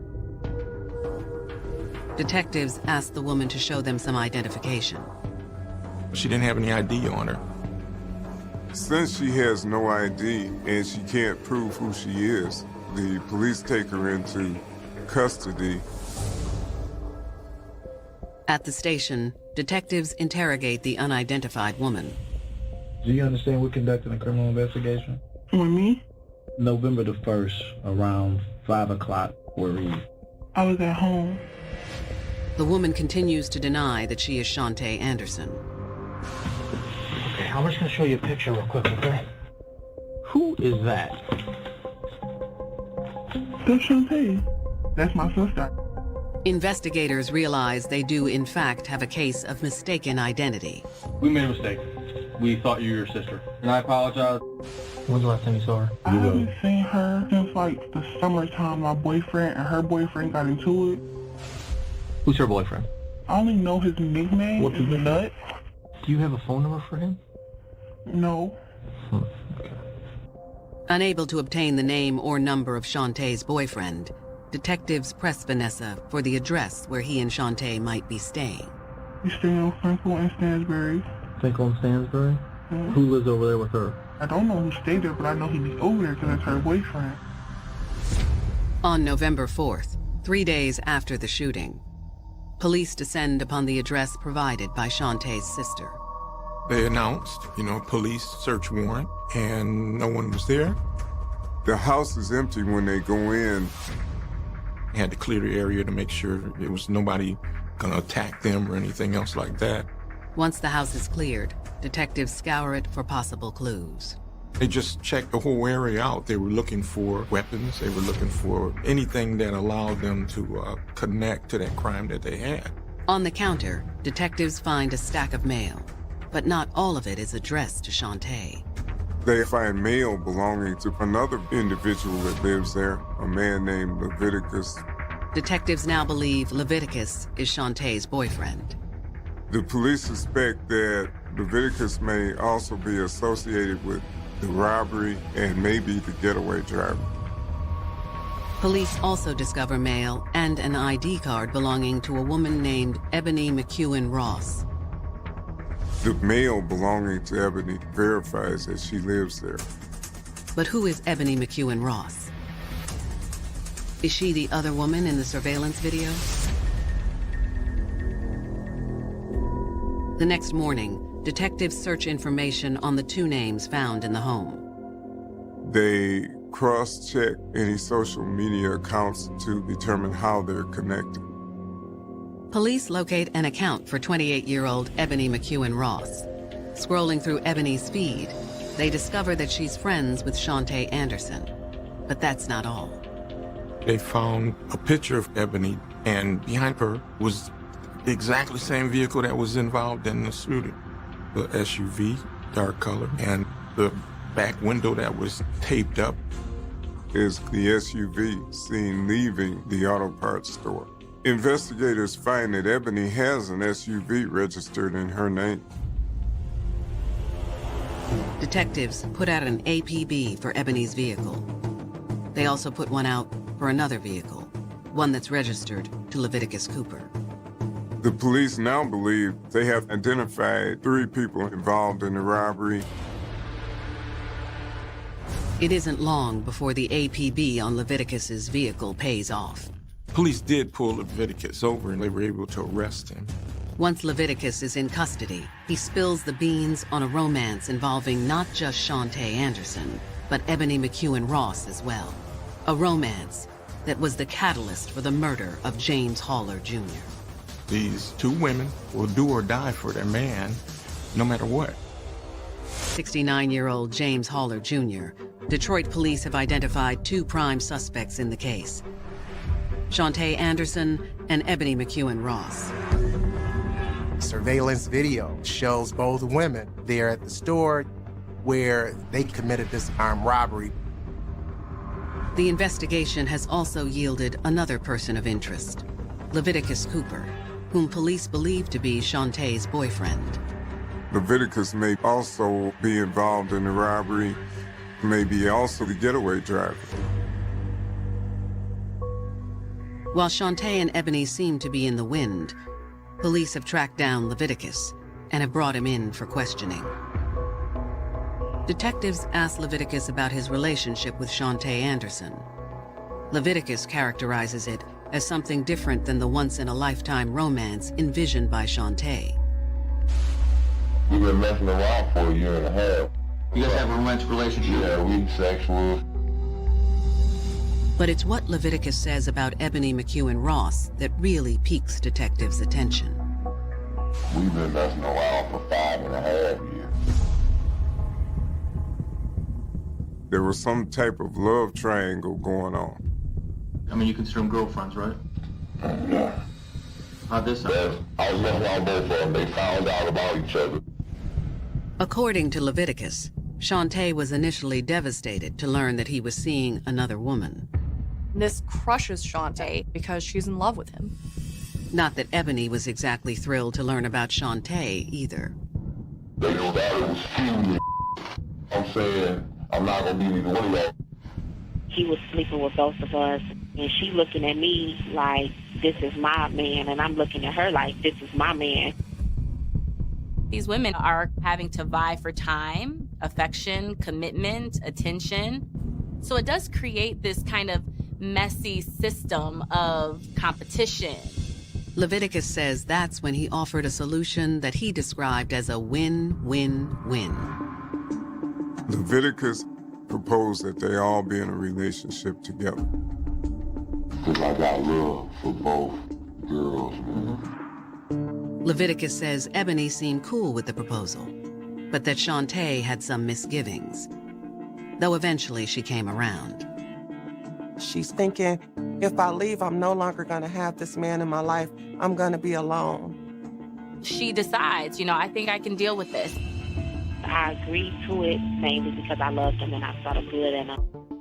When you love somebody like that, I have no choice but either to accept it or reject it. That tells you that he has a command over both of the women, that they would even say this is an okay thing for us to do. Leviticus is a strong personality. Both the women are romantically attracted to him, and it almost becomes cult-like. And they're your living girlfriends, right? Yeah. He has 2 women that are there for his pleasure, to support and provide for his emotional needs as well. For any man to have 2 girlfriends living together, know about each other, and are totally satisfied and okay with that. Very unusual relationship. But there was one person who Leviticus had no desire to make room for. Shantae's 4-year-old daughter. Where's her daughter at? She's not at the house, right? No. Her daughter ends up moving in with her mother. It was a big dysfunctional relationship. Detectives are stunned by Leviticus's candid revelations. But what they really want to know is if Shantae and Ebony were behind the murder of James Haller Jr. Leviticus wastes no time throwing both his women under the bus. These 2 did it, right? There's no question, right? The question was asked, well, were you the driver? And he says no. I think you're lying. I swear to God, I ain't got nothing to do with this. I'm telling you the honest to God truth, sir. I would never tell him to do no like that because I love him so much. I wouldn't put him in harm's way. Leviticus explains he didn't even know about the crime until the day after. He says that after the crime, he met up with Miss Anderson and she told him what occurred. She wanted you to meet up with her? And she told me what happened. What's the first thing she said? She instantly started crying. You know what I mean? Saying I ain't got no place to go. She's saying, I know it was wrong. One day led to another. Before I know it, we came up with the idea of robbing. We went in there, told me, baby, and I shot him. I think you killed him, Shantae. Are they looking for you, sweetie? You killed that man. I'm like, man, where the gun at? Did she tell you where the gun's at? Said she do it, that's it. She didn't tell me where. Leviticus also tells detectives where to find Shantae. Leviticus told the police that he hid her at his grandmother's house. When you receive information on where a wanted person may be, you want to take the right steps and be cautious, especially if that person may be armed at that time. As for Ebony, Leviticus claims he hasn't seen her. Where do you think she's at? I'm not gonna lie, I have no idea. Detectives asked Leviticus what drove these two women, especially a once hard-working single mom like Shantae, to commit such a brutal crime. Leviticus thought that the motive dealt with the fact that it was his birthday. They wanted to surprise him. They wanted to buy him a gift. So they decided, because they had no money, to rob this store. Detectives find that statement hard to believe. But with Ebony McEwen Ross still MIA, detectives shift their focus to bringing Shantae Anderson into custody. Police goes to the house, they surround it. They're hoping that she'll surrender peacefully. She gave herself up. They arrested her without any kind of situation or anything. However, Ebony is nowhere to be found. With Shantae in custody, detectives hope they'll soon learn the true motive behind this seemingly senseless shooting, and how a good girl like Shantae wound up on the wrong side of the law. I feel like if I was not dating him, I wouldn't have been put in no situation. Of the two women who they believe is responsible for the robbery murder that killed James Haller Jr. She comes out of the home and surrenders without incident. Back at the station, detectives grill Shantae about her involvement in the crime. I'm gonna be honest with you guys, I've worked around the police a lot. I'm very smart. And it's not that I don't want to answer your questions, but I prefer just to get a legal advisor's advice. That's fair, but you know, it's some pretty hefty allegations that's been levied against you. Yeah, that's right. Okay, so you know, when you put it all together and it goes over to the prosecutor's office, they're gonna make their decision whether you say anything or not. Okay. Detectives lay out the charges against her. For Shantae, it's an almost out-of-body experience. It didn't feel real. That's not me. Actually taking somebody's life. I've never been in trouble in my life. It just felt like, no, this can't be. People suppress information. If I don't say it out loud, and if I keep convincing myself I'm a good person, then it never happened. With Shantae still refusing to answer questions, detectives decide to terminate the interview. Between Leviticus Cooper's initial statement and the surveillance video from the shooting, detectives have enough evidence to charge Shantae with felony murder and armed robbery. They had very strong evidence against her in this particular case. In Michigan, that's mandatory life in prison if convicted without parole. A week after Shantae's arrest, the search for Ebony McEwen Ross comes to an end. Ebony surrenders eventually to the police. There's nothing to hide for her anymore, and there's no benefit to hiding. She came to the police station, got out of that SUV. They had seen the surveillance video, announced who she was, and was taken into custody. They're not really sure where she was during that period of time, and she did not elaborate on it. Unlike Shantae, Ebony has plenty to say to detectives. Was it your idea to go there or not? No. Whose idea was it? It was Shantae's idea. It was Shantae's idea to do the robbery? Yeah, I didn't know what was gonna happen until I got there. Have you guys ever done anything like this in the past? Never. What were you guys doing it for? I don't know. I don't have an answer. I wish I did. I wish I had an answer for that family. I don't. What do you make of all this? My life is over. The life that I planned for myself. Detectives press Ebony on Leviticus's involvement, but she immediately shuts them down. There is speculation that Leviticus was the getaway driver.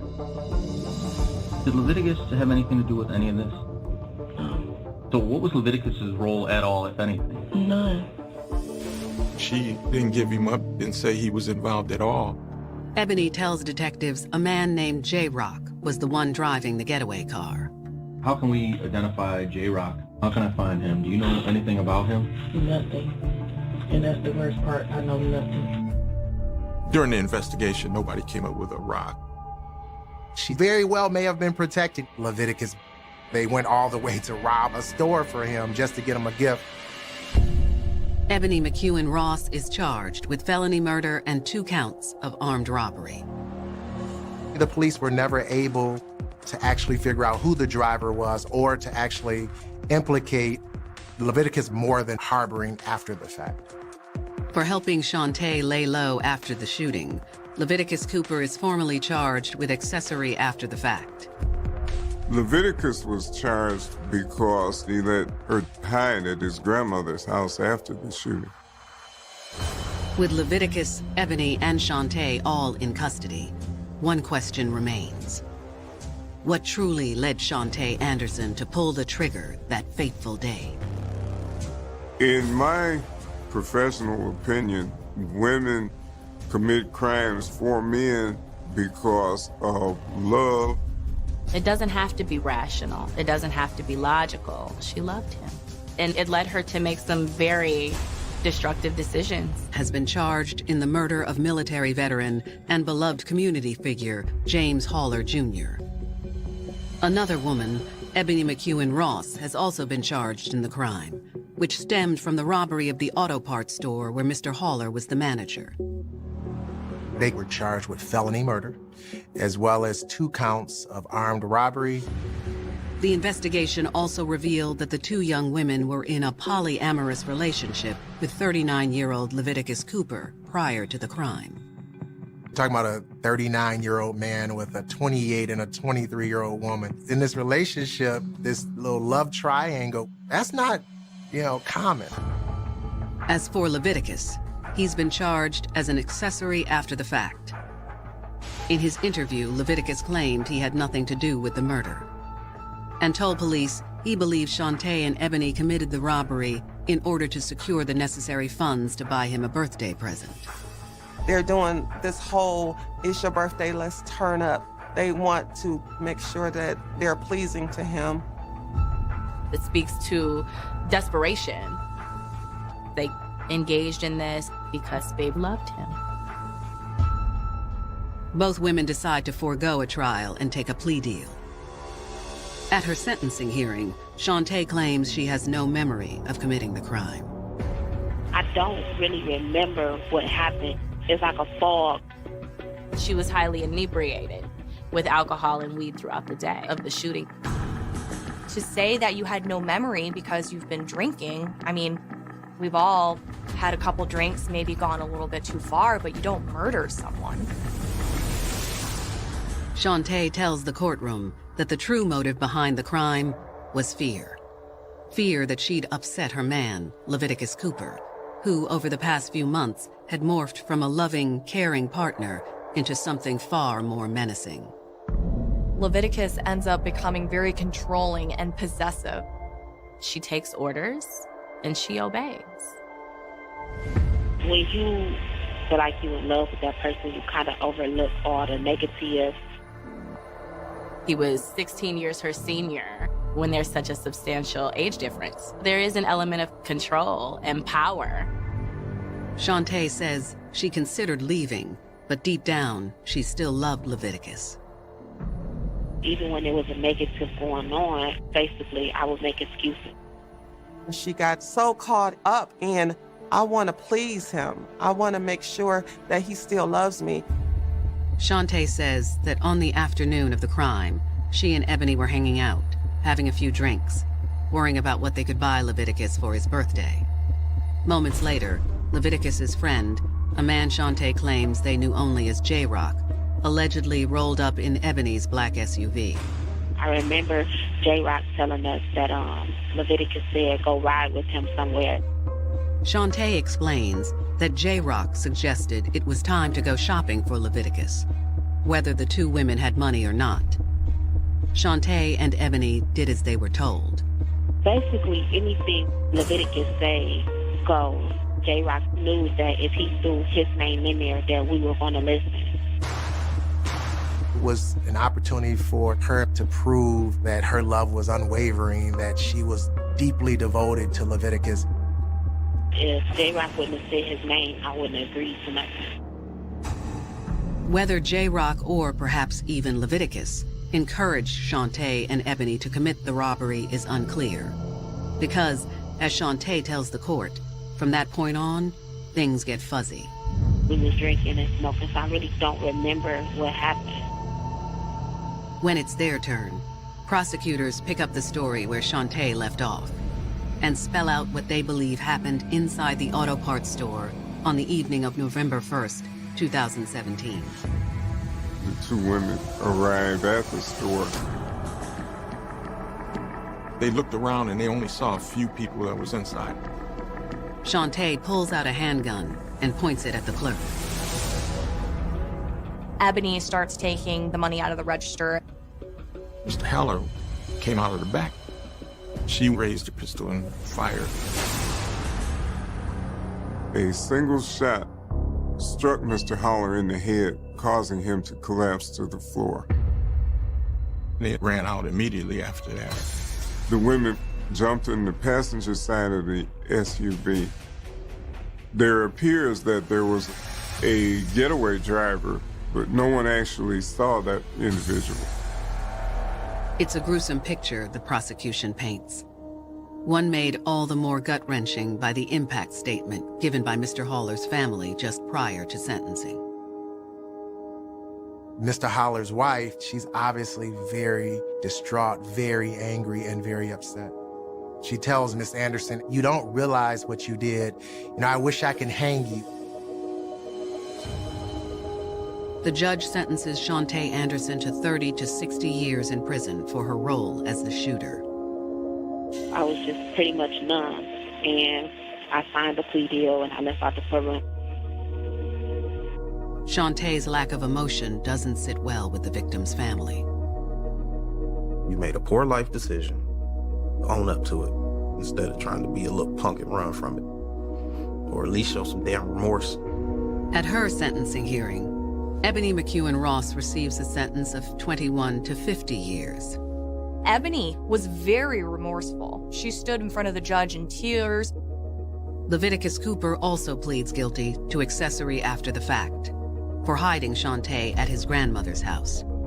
These women will spend a good chunk of their lives in prison. He ends up getting 2.5 years probation.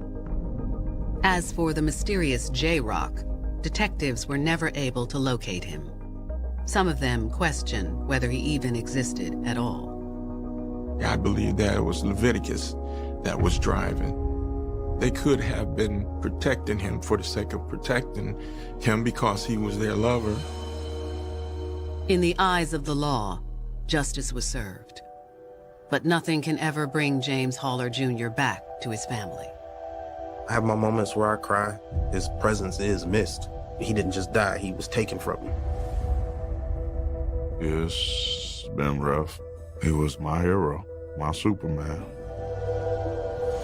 As for Shantae's daughter, she too has suffered the ripple effects of that fateful day in 2017. Ultimately, other family members have to step up and take care of the child. Think before you go do something stupid. You can turn people's lives upside down, including your own. This is not how life was supposed to be. They say that faith makes all things possible, and that love makes all things worthwhile. But what happens when you take that leap of faith with Mr. Wrong? How far is the fall? And once you've hit rock bottom, is there any way back up?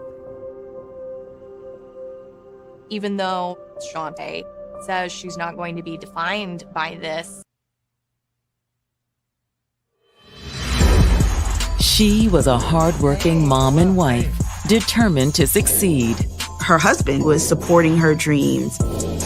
She wanted the best for her kids and her family. She ended up pulling herself up by the bootstraps. She was a success story. She was an entrepreneur. But now, she's a victim.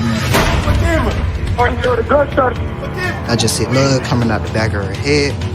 They came in and tried to rob us. This appeared to be a home invasion. Y'all hurry up and get it. The husband is distraught. When the police arrive, he's holding his wife. He's just pleading with her not to die.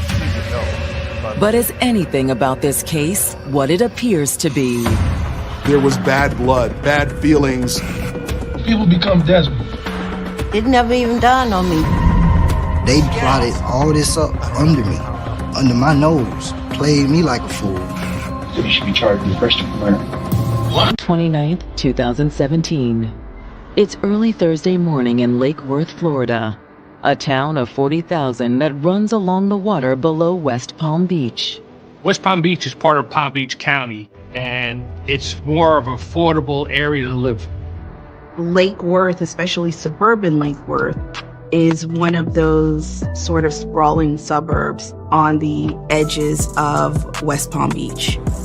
It is an area where families can feel safe in their homes or out in the community.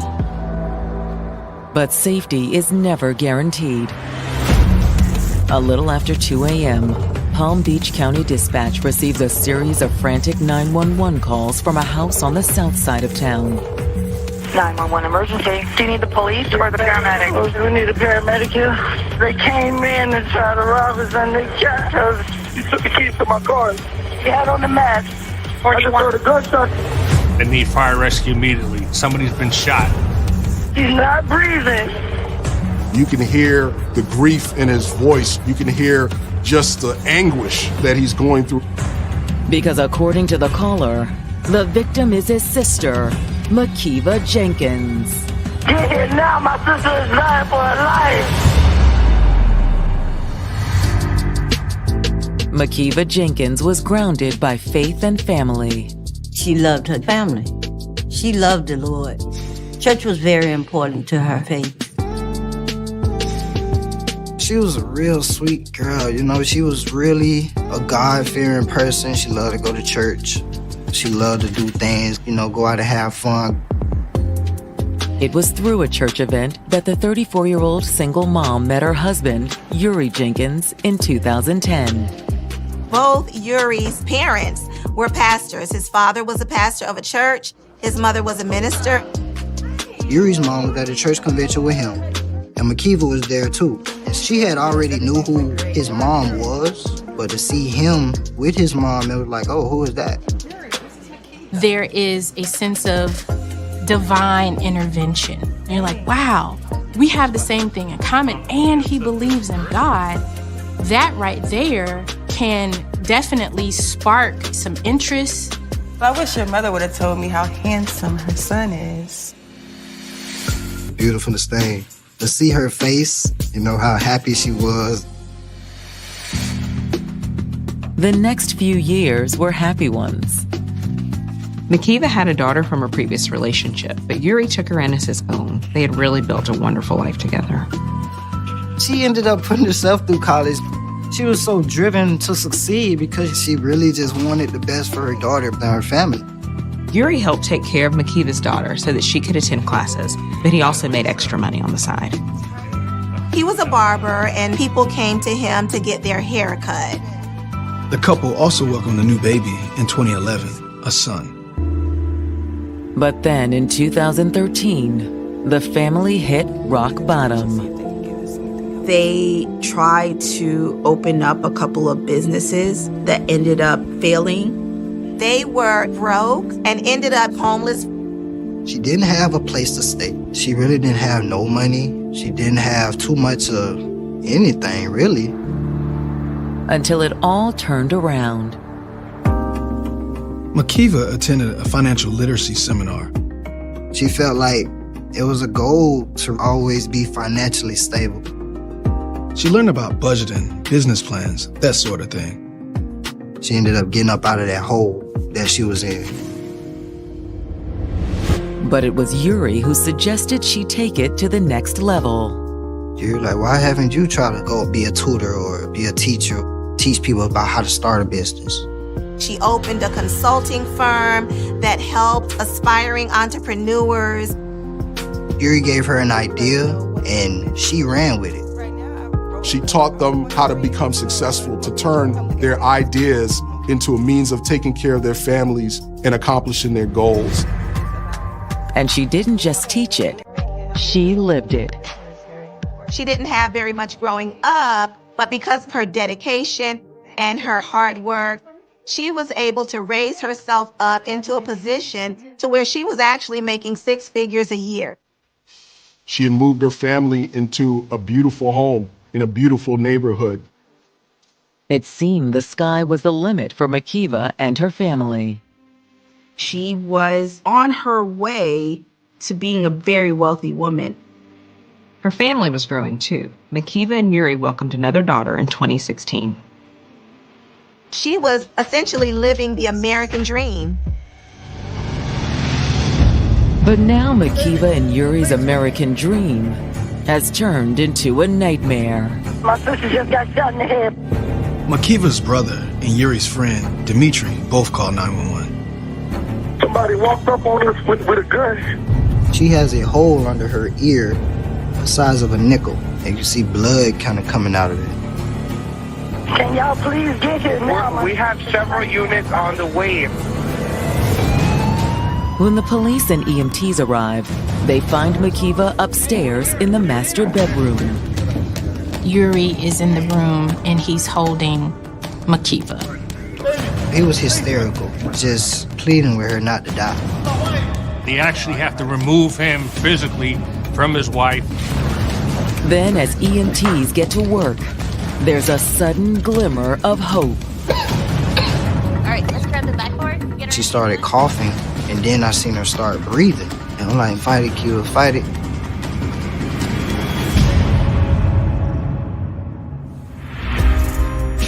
"34-year-old Makiva Jenkins and her husband Yuri were living the good life in Palm Beach County, Florida. They lived in a beautiful neighborhood. They were doing very, very well. She was what many people would call a rags to riches story. This was someone who faced many challenges and obstacles in her life, but she didn't let that stop her. But now EMTs are rushing to save Makiva, the apparent victim of a masked intruder. She was shot in the head while she was sleeping, and she was barely clinging on to life. I'm telling her, you can fight it, you're strong, you can do it.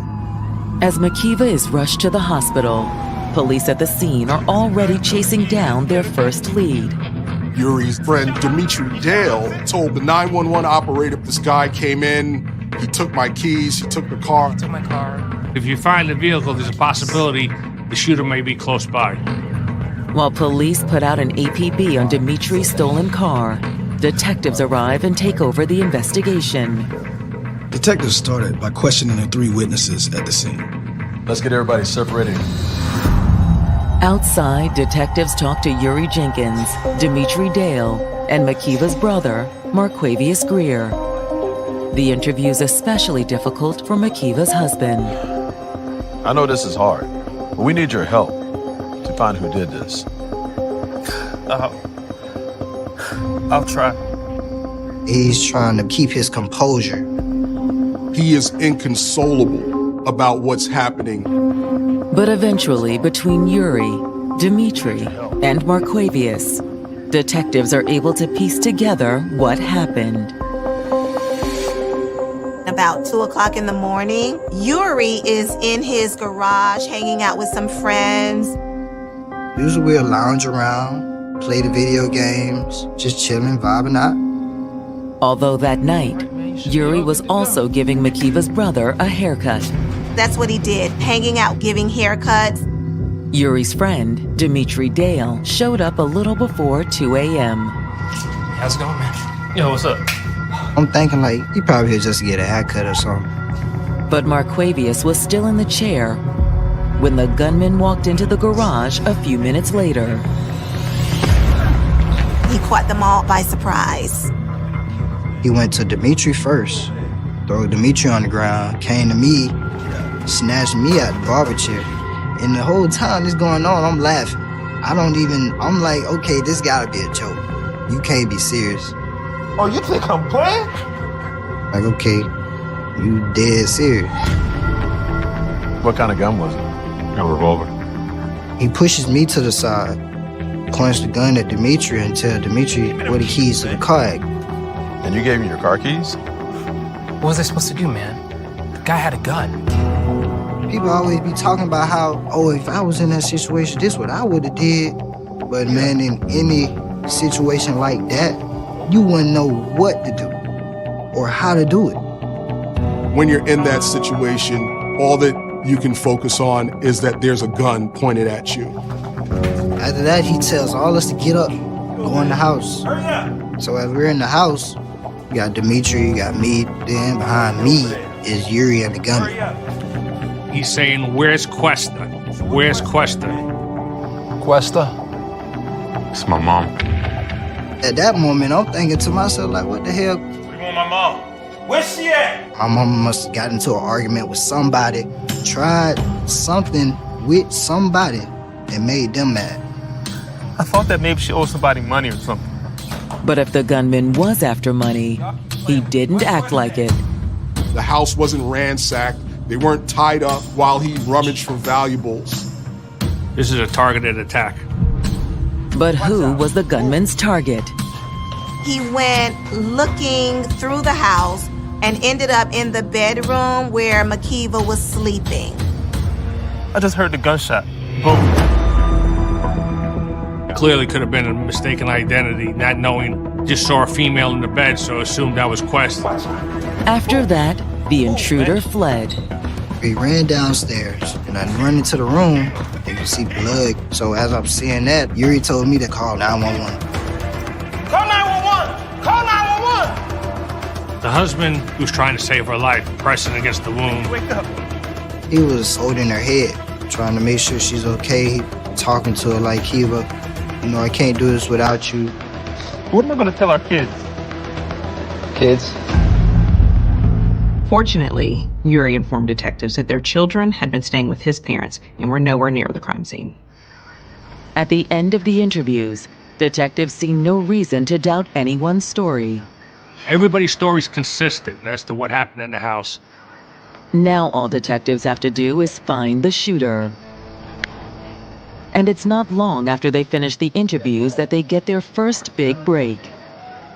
Dimitri's stolen car was found less than a mile from Akiva's house. The person driving didn't go very far with it. They found the car.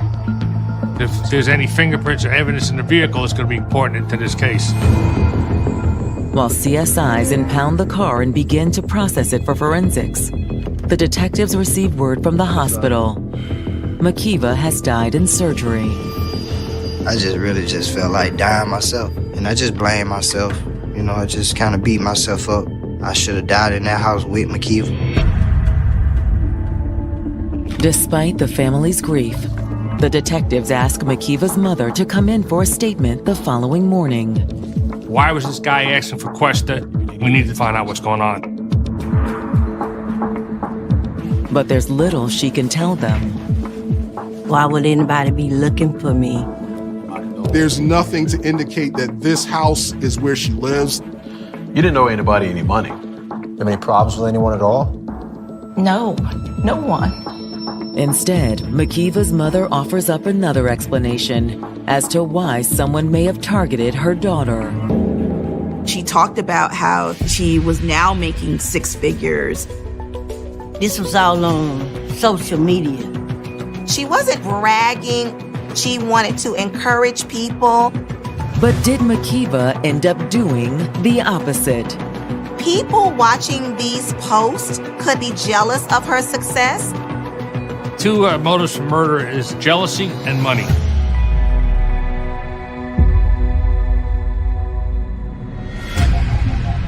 Detectives investigating the murder of Makiva Jenkins have learned that the 34-year-old business consultant was killed soon after posting online about her financial success. Makiva had done very well for herself, and she had no problem posting about it. She talked about how she started with nothing and became successful. The post was meant to be very encouraging. Basically, she was like, if I can do it, you can do it too. But now detectives wonder if someone took Makiva's post the wrong way. Social media always causes a lot of jealousy, especially among friends, because not everybody's able to get out of the old neighborhood and improve their lifestyle. Police had to consider whether the killer could be a client. When you look at somebody's business practice, you're looking for some unhappy customers. And in business, there's always going to be one or two people that are unhappy with your services. They looked at whether or not she had promised to set up someone's business and it didn't go the way they wanted it to go.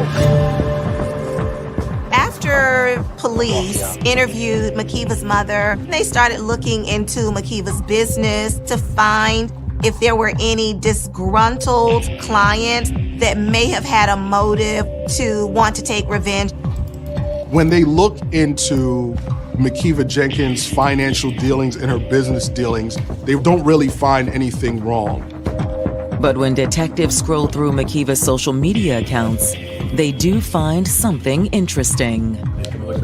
There was some heated exchanges between Makiva and another woman. Her name is Courtney Bell.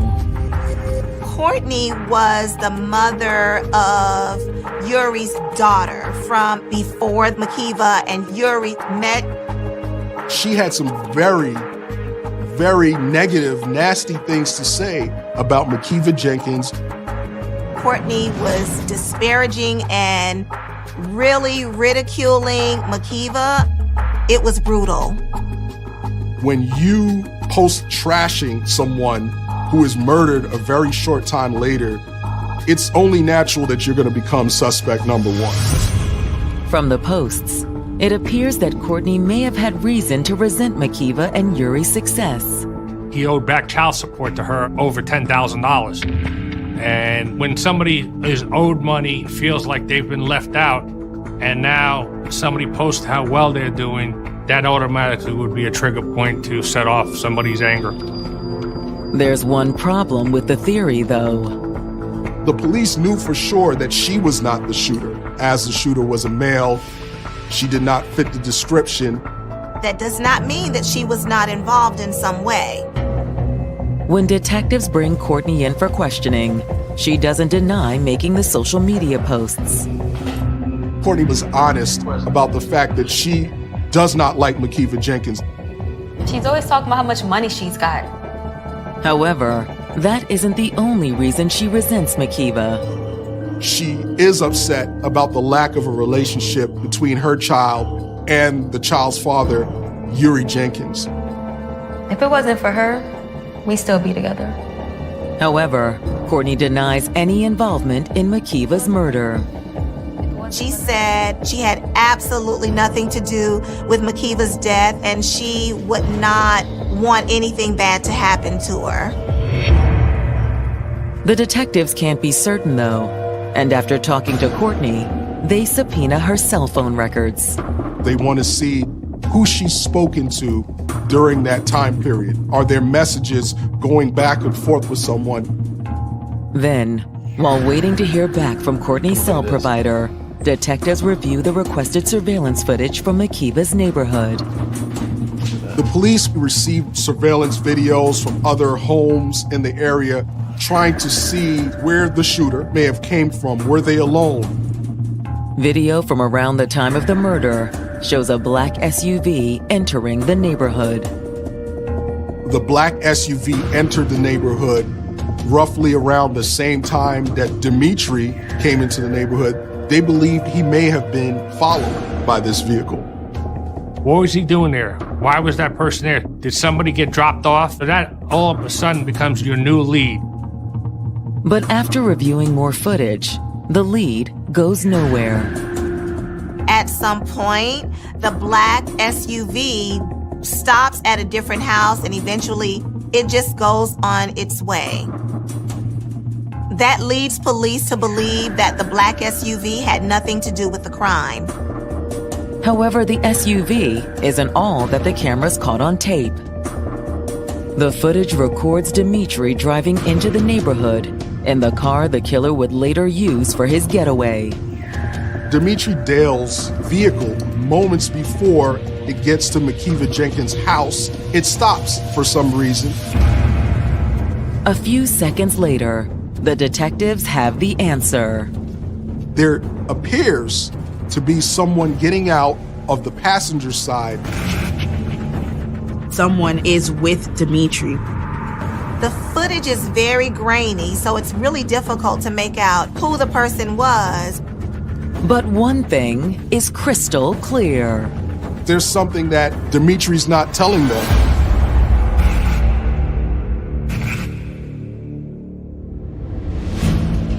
Detectives investigating Makiva Jenkins' murder have just found video of Dimitri Dale dropping someone off a few doors down from the crime scene. This mystery person immediately raises alarms. Dimitri never mentioned that there was someone else with him while he was driving to Yuri and Makiva's house. However, before bringing Dimitri in for further questioning, detectives received the forensic report on his stolen car. The shooters described taking the vehicle. Unfortunately, CSI didn't find any usable prints that could help identify the shooter. But they don't come away completely empty-handed.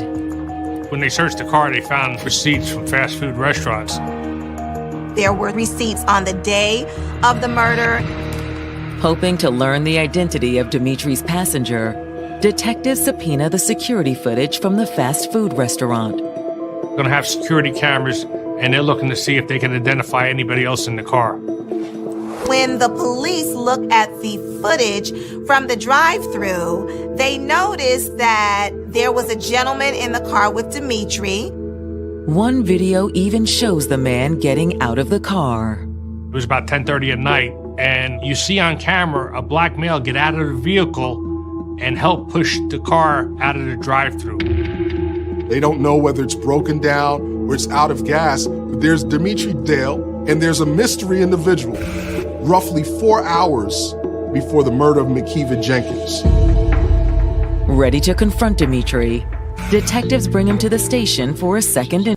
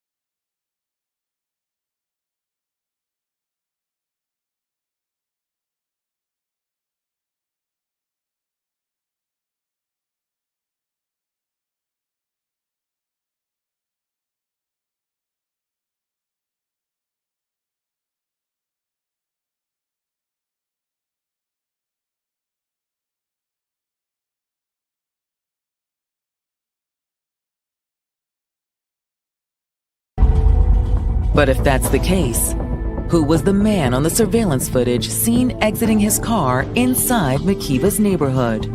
Why is it that Dimitri failed to mention this person's name when he was questioned initially? They're asking themselves, what motive does Dimitri Dale have to want to end the life of Makiva Jenkins? After Dimitri's second interview, the detectives bring 21-year-old Jovan Joseph in for questioning. They want to talk to him and find out exactly what he knows and precisely what is his involvement here. Jovan says, yeah, I was over there earlier.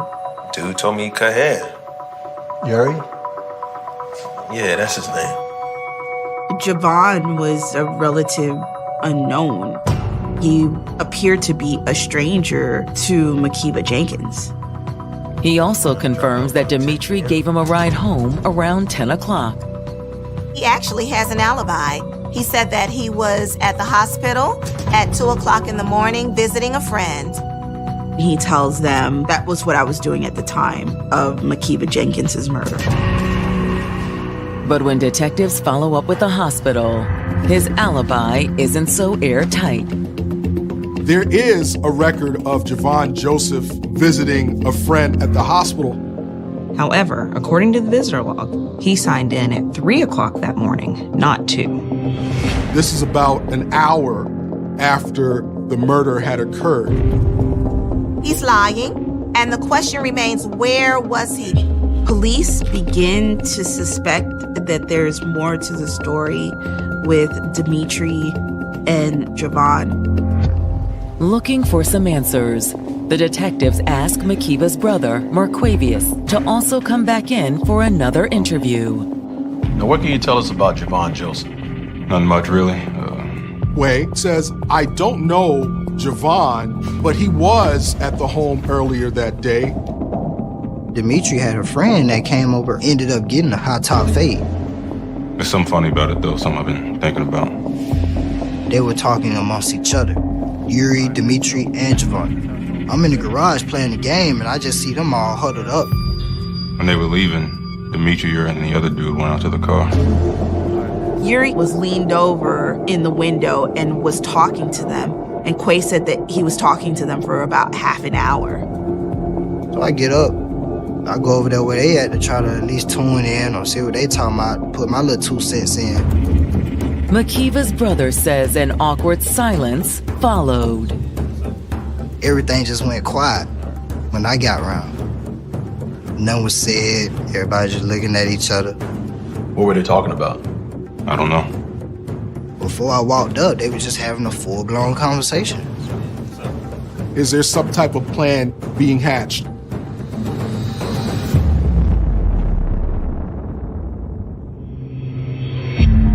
Makiva Jenkins' brother has revealed to investigators that hours before she was murdered, her husband Yuri may have been plotting something with his friend Dimitri Dale and a man named Javon Joseph.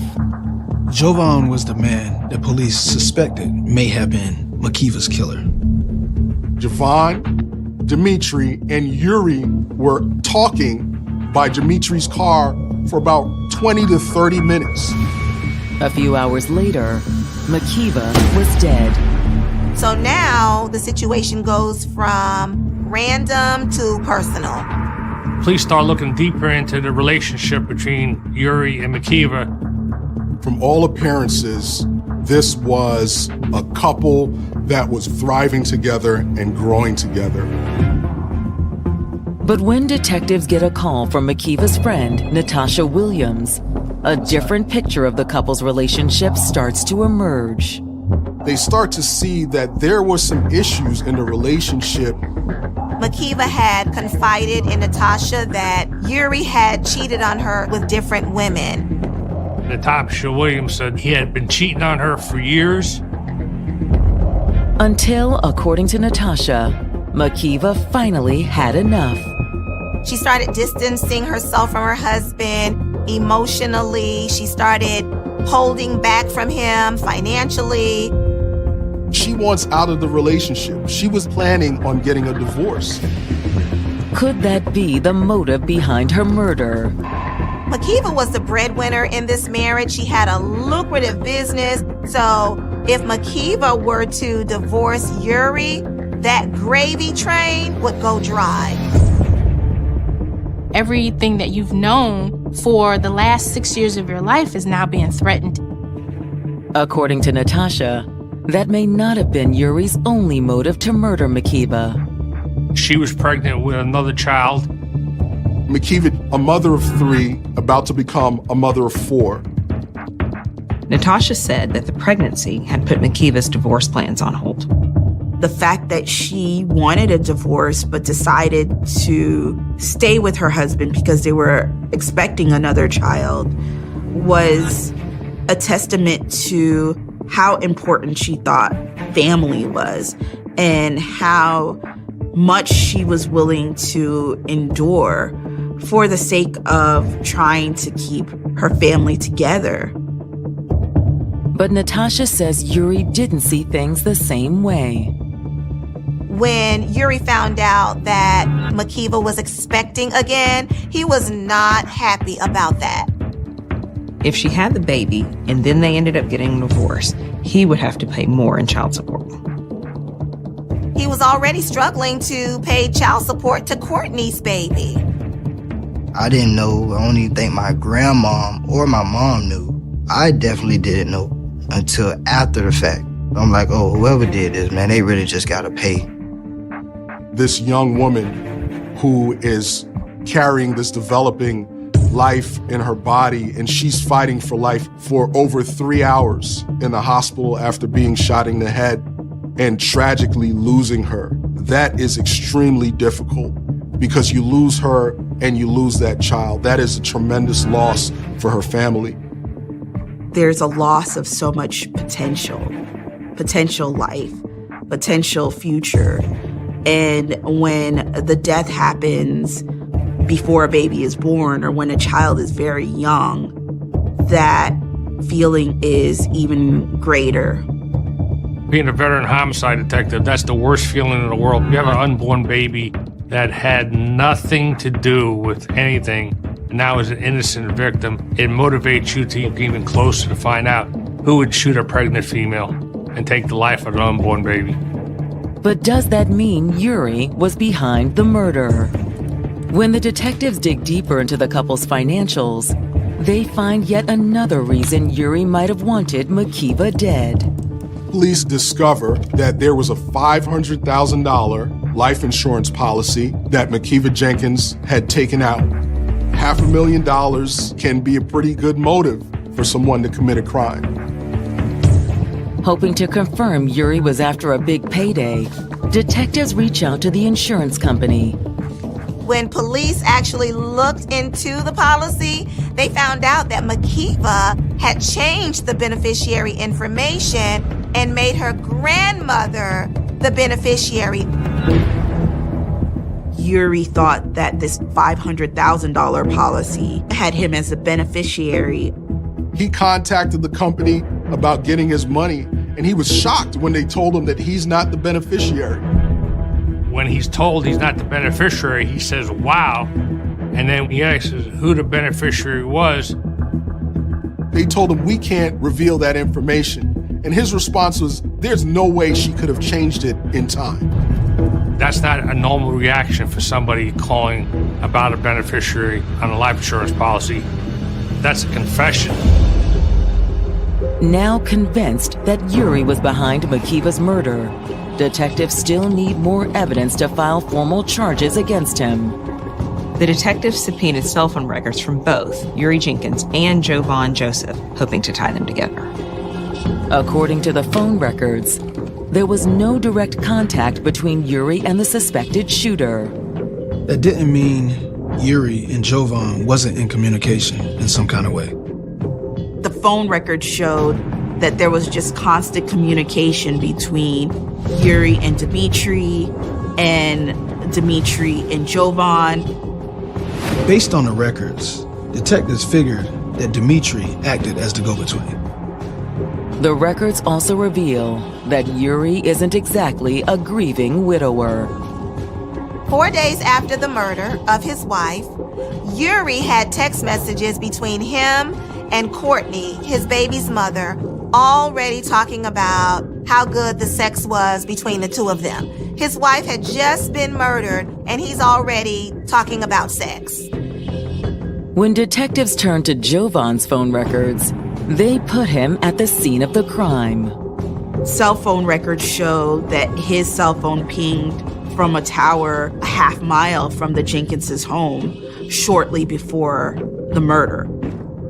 Jovan says he was at the hospital at the time of the murder. There was no way he could have been at the hospital when his cell phone was pinging at the location where the victim was. Jovan Joseph could very well have been the shooter. Figuring Dimitri is the key to connecting Jovan to Yuri, detectives bring him in for another round of questioning. We're going to talk about some stuff. I need you to be honest, because don't hide anything. It's just going to hurt you. Yeah, I don't have the reason to. You don't confront him. When you confront him, then he can say, I don't want to talk to you anymore. I want you to clarify that this is you sending the messages to Javon, or back and forth with Javon. And then you can explain what you mean by these things. Once Dimitri finds out that the police are on to the fact that he knows more than he led up to, he realizes that there's no more room to tell lies. It's not that I was trying to cover for them, I just didn't want to say nothing. You said you did. I just didn't want to say nothing, so if that's covering... You did cover for them, man. I did lie. He told the police that Yuri talked to him about wanting to have someone killed.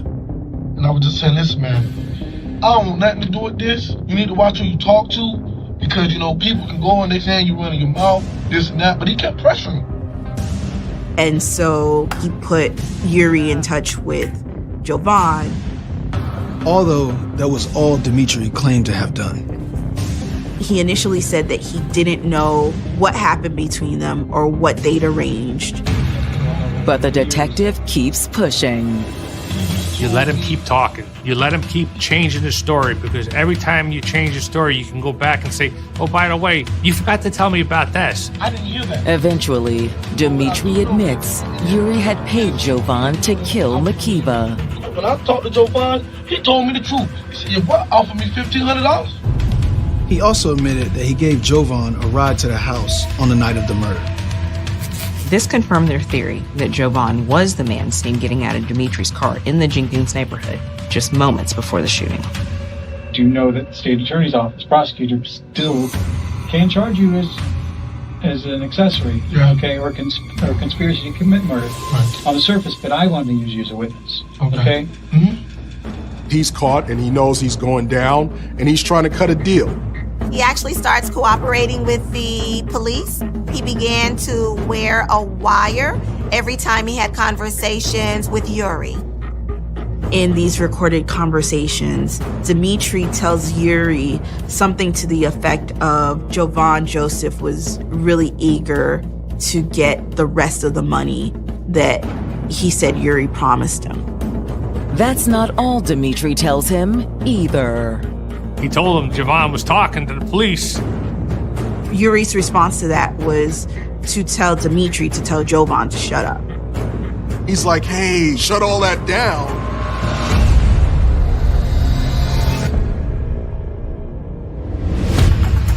Detectives in Palm Beach County, Florida, have convinced Yuri Jenkins' friend, Dimitri Dale, to secretly record their phone conversations. They was hoping to catch Yuri making admissions about his wife, Makiva's murder. But Yuri plays it cool. He shuts Dimitri down and told him to stop talking and don't say anything else. So the detectives try a different approach and take Jovan Joseph, their third suspected conspirator, into custody. This is a very important time in your life, but you also don't want to be the only one taking the fall. Taking the fall for what, bro? Like, I still... At first, Jovan denied all of these allegations. I didn't shoot this lady. I didn't do nothing. You're gonna let Yuri just walk away? Instead, he claims Yuri and Dimitri are trying to frame him. And those are two guys you guys should really be looking at, you feel me? They're interrogating him and it just seems like one stream of lies after the other and nothing about his story is checking out. Feeling the heat, Jovan keeps trying to talk his way out. Jovan Joseph is slowly becoming more forthcoming with police. One of the things he tells them is that he needed money. My mom's getting kicked out of her house. We don't even have the money to freaking move. We don't even have money to move, bro. Jovan kept talking and talking. He even admits that Yuri showed him a gun once. Why all of a sudden would he just show you a gun? He started like bragging, bragging. What exactly did he say? Like, oh, you feel me? If somebody come test me or whatever, I got this. A lot of people do that. Feel me? That's not the first person that ever did that. But eventually he starts giving them bits and pieces of information. Jovan was caught. His only option to save his skin was to point the finger at Yuri Jenkins. Backed into a corner, Jovan finally admits his role in the murder. I was really just trying to help him out, bro, really, to be honest. His confession gives detectives more than enough evidence to take Yuri into custody. with the testimony of his best friend and the trigger man, they had what they needed. You should be charged with first-degree murder. McKeever. What? Yuri denies being involved in the murder of his wife. Man, I would not kill my wife, man. Well, of course you wouldn't, but you had somebody do it. He's defiant. He doesn't realize he's been taped. He doesn't realize that everybody turned on him. But he soon will. People roll. I'm just going to be straight out with you. People roll? What do you mean people roll? Javon, Dimitri. Rolled up on and did what? They gave up the information. What kind of information? Well, the fact that you contracted Javon to do this. Trapped, Yuri turns on Dimitri, insisting this friend can't be trusted. He put together a robbery to rob the youth pastor at our church a few years back. He's done so much little stuff, and it's like I'm always there to help him, to pull him out of the hole he digs himself in, and then now he freaking tries to drag me in this shit? Yuri even suggested that Dimitri came up with the whole thing in order to rob him and Makiva. He probably thought that we had something in the house, maybe cash. Yuri never admitted to anything that would implicate him in the murder of his wife. But thanks to Dimitri and Jovan's statements, detectives are able to charge him with first-degree murder. News of Yuri's arrest comes as a shock to Makiva's family. I had so much love for Yuri that I didn't want to believe that he actually did that. It never even dawned on me that it was him. When the case goes to trial in May of 2022, Yuri is the only defendant that stands before the judge. The prosecution cut deals with Dimitri Dale and Javon Joseph to testify against Yuri Jenkins. Javon Joseph was actually the trigger man, but he ended up getting a second-degree manslaughter charge with no more than 20 years. Dimitri was given a probationary sentence of 15 years for manslaughter. According to the prosecution's star witnesses, Yuri's motive was money. Makiva was doing very well. She accomplished her dream, and she was going to take him with her. Before he cheated on her, he could have just walked away, but instead he paid those guys to kill her with her money. He had her killed, thinking he was going to live in a big house with an insurance policy. There was a policy of $500,000 that Yuri Jenkins thought was coming to him. He wanted everything, the house, the car. He wanted it all. So he started working on a plan. He went to his closest friend, Dimitri. They wanted to throw police off the scent. They wanted to make it seem as if this was some random act. Which is where Jovan Joseph came in. Jovan was just some kid that Dimitri knew. There was nothing tying him to Yuri and Makiva. Everybody was hoping that they get a piece of that insurance policy that he was going to get after she died. But first, they'd have to get away with it. And Yuri had a plan for that too. Yuri Jenkins bringing Marquavius there was part of his plan to throw police off the trail. He was real smart to have the brother there. The brother's reaction took the suspicion off everybody there. They plotted all this up under me, under my nose, played me like a fool. Their plan unfolding perfectly. Jovan went upstairs, pretending that he was looking for Makiva's mother. They wanted the whole angle involving the mother the focus instead of this plan for Yuri Jenkins to get this money. Then he finally slipped into the bedroom and shot Makiva in her sleep. During the trial, when they asked Javon, why'd you shoot her in the head, his reaction was to finish the job. The only silver lining in this is that she was sleeping. She didn't even see it coming. The defense can't dispute the killer's own testimony about how Makiva died, but they have their own theory about why she was murdered. The defense's theory of the case was that Dimitri Dale felt like he had something to gain by orchestrating this killing, and Dimitri and Jovan had framed Yuri. The jurors reject the defense's claims, finding Yuri guilty of first-degree murder.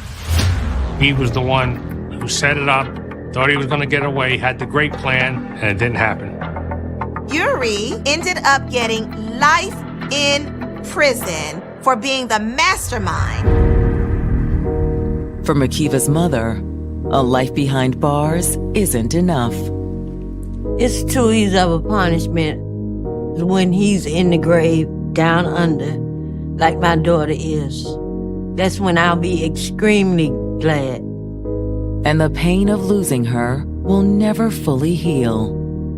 Every day I wake up, I miss my daughter.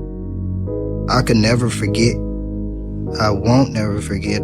I just can't get past it, and I don't think I ever will.